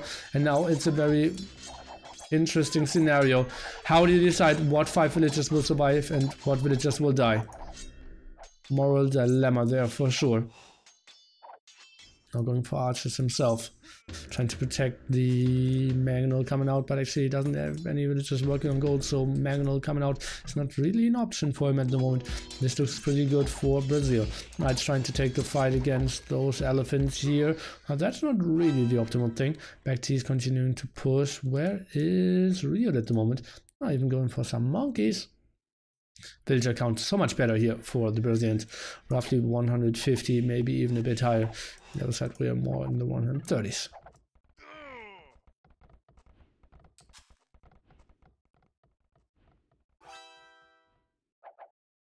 Oh god, those elephants are so nice. One single hit. Oh, but at the moment, not really getting any hits. And ACM continuing. Brazilians trying to micro against that. That means BoA can move in and do some damage. RiuT is trying to close this down together with Miguel as well. And now the elephant numbers are somewhat dropping, and it's really tough to reinforce with them if you are not really melee and can mash them too much. Now it's going down. We see BoA trying to micro this back, but this looks better and better for the Brazilians. Let's take a look how this defense continues.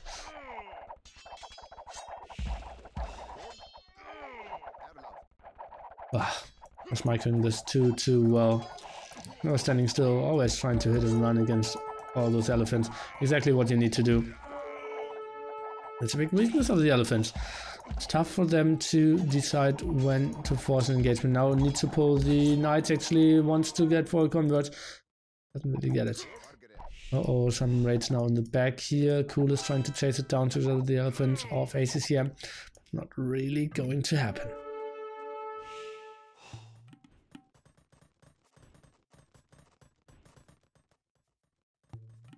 I'm not 100% sure like that. Cool, now started to sling. 2 TCs only for him, the third one. Oh, that was the University all along. Yeah, so it was only 2 TCs for him. They didn't really know what he needed to go for. It's not the one to see the Vietnamese player going with the elephants. BoA up to Imperial Age. Hello! And he has 12 military at the moment, so not the greatest thing ever. What can he really do? RiuT still has quite a nice amount of crossmen. Obviously cannot really go into Abeles. And ACM is actually the one getting the sling. So kind of interesting. And I feel maybe Knights would have been the better option here for ACM. Obviously the transition to Cast Age is pretty tough then. It is tough. Just feel like that's it, and really optimal for this one. Japanese need to go for Knights.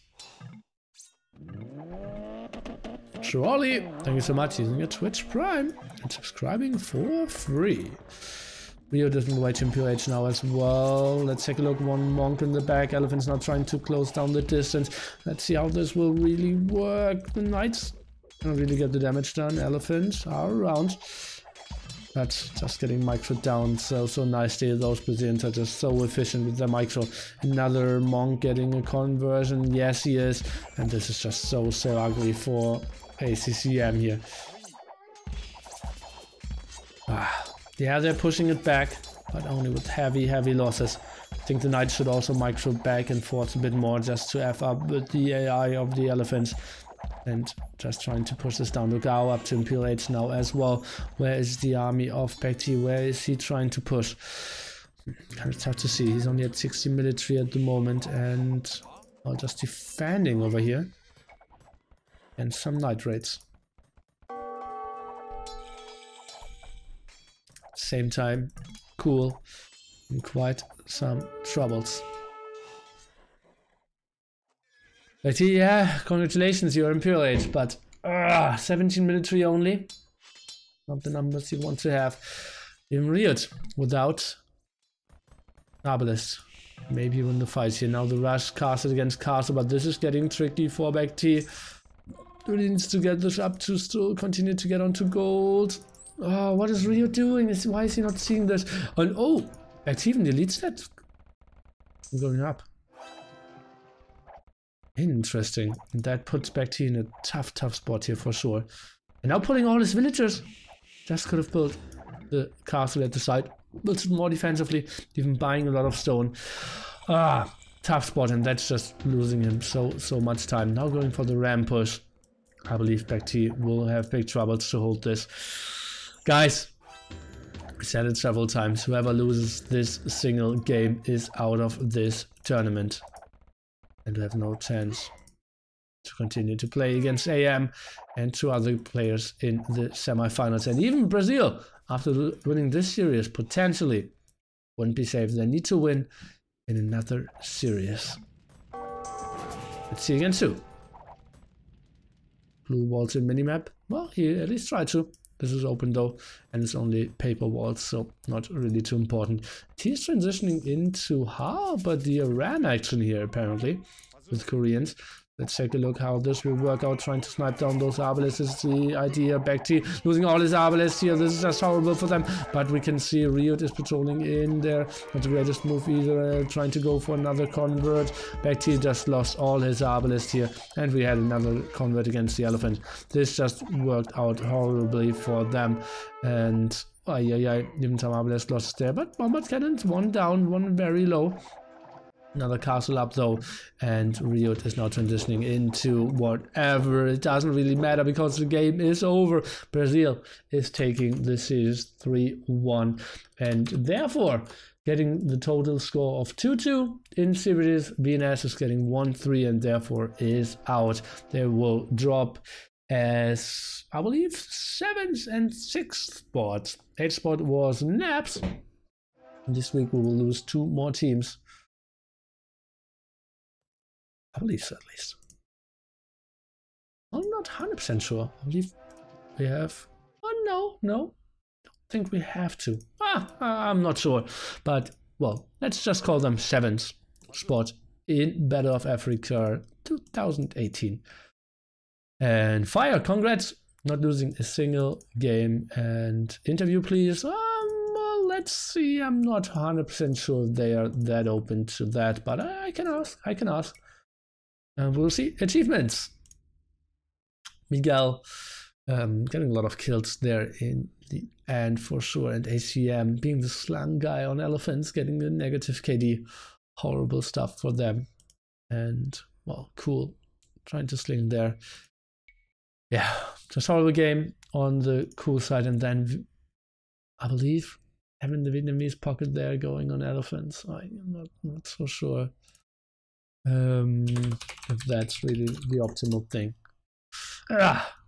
Tough spot. I'll ask Miguel if he wants to go for an interview. If not, this stream will end. We have another 8-hour day in our bones. I'm not sure if that's an English saying as well. But it was a long sesh. Make sure to tune in tomorrow where we will have Finland against CNA. Finland will play without Zupi, so should be an interesting series. After that we will have Tyrant against SY.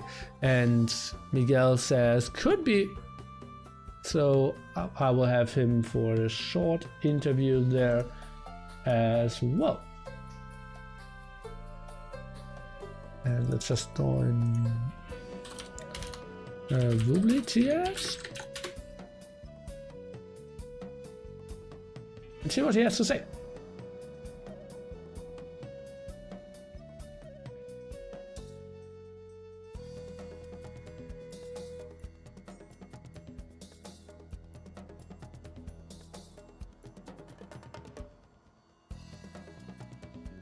Yeah, I'm here.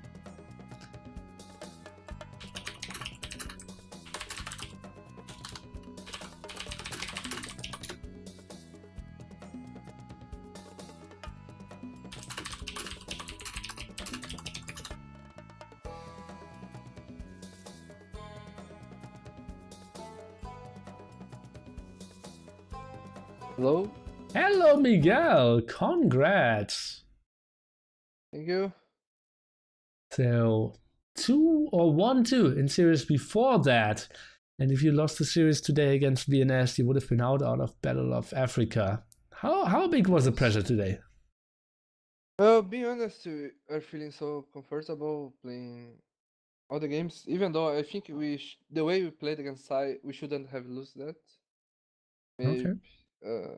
what it was mostly because I think on Arabia against Sai, we got our restart removed because the gun picked the wrong sieve in one game, and then their only hope was getting Hans Pocket because they had Incas and Britons, and that happened. So yeah, we are feeling so comfortable. We are playing I wouldn't say our best, but we are playing really good, I feel. Okay. So now there's a lot of options still. You cannot play against Tyrant, not against SY. So it could be that you play against. Let me take a look. Who you play next? If Finland wins against China, we will have to play against Sai or Tyrant. Oh yeah, that's true. So that's tricky for you. Yeah, it's very tricky. Okay. We just got a lot of tough opponents, to be honest. Well, this is a tough tournament, right? Yes, no easy games, but I wanted one game against China A, for example. Would feel better. Yeah. China is probably one of the weaker there. You didn't play Naps either, so yeah, you truly had. Oh well, you had Naps, so that was one of the weak ones for sure. Okay, so speaking about the step game where they picked Persians, and you had the chance to give them a civilization. Why did you go for Portuguese there? Because I think Portuguese on Colosseo with all the civs that were remaining would be really strong to lame and so on. No, because the free card and everyone's really close, it helps a lot in the feudal war. So I feel that's why we did that. Because Okay. Portuguese would be really good there. Because Portuguese was good there? Was helping out early? Well, on Colosseo, I mean, when you see the civs that we could pick still, right? Yeah. I think, for example, would be better than Vikings. Okay. Because I had the idea, if you can like decide their civs and your civ, like they had Chinese and Mayans, you could just have given them Britons as well and go for Goth, for example. Wasn't that an option? I think Britons it could be really good in step because you use archers a lot there, and Yeah, that but extra range would be just. But they're like the best civ on Beach Fight, right? Which would have been like the 5th map. Yeah, but depends the way you play Beach Fight. Britons is one of the best for sure. Okay. So yeah, how well do you think you will do in this tournament now that you won and are 2-2? It heavily depends on who you face next, right? Yeah, but I think we are comfortable playing against anyone now because we fixed a lot of mistakes we were doing before. Because all the games we played before, we had, even the one we lost, we had really good chance of winning, and on many we were ahead, but we just couldn't finish the games, and now we are being able to finish, so Okay. we are feeling better for sure. Okay, so is a likely scenario that Finland will win and China will drop out, and Tyrant will win, and therefore you face SY again. Do you think you are the favorites now? You had a very tight series and you said it was tricky for you. Yes. I'm pretty confident against SY right now. Okay. I kind of feel the same, I have to say. Yeah. I think our draft is better than SY one. Yeah, SY draft is horrible. Ay. They think like they told me on so many occasions that it doesn't matter about the civs, it's all about the player. And it's just like going random. Yeah, it's just I couldn't disagree more. And yeah, a lot of people ask about Fire. Apparently he didn't train a lot with you and therefore obviously didn't play. Will we see him in this tournament? I can't say for now. He's a really good player, but he didn't touch the tournament maps yet.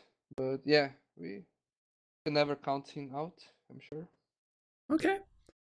Then thanks so much, Miguel, for the short interview, and best of luck against whoever you face next week. Obviously, you're kind of hoping for that CNA wins, right? Yes. And you kind of have to face either Finland or CNAA then, right? Yes. Yeah, that would be the dream scenario for you. Which isn't too unlikely because tomorrow Finland will play with the Roomstock instead of Zupi. Yeah, but RiuT is still a very good player. Agreed. And CNA, but well, they can go crazy. I think they can win against anyone, and they can go huge screw-ups against like having the weird best stuff. Octave and going forward. Yeah, it's so weird. It's so weird. I feel that they play so annoying. Yeah, it is tricky. Okay, thanks so much, Miguel. Have a wonderful day. Enjoy your win. Yeah, thank you. See you.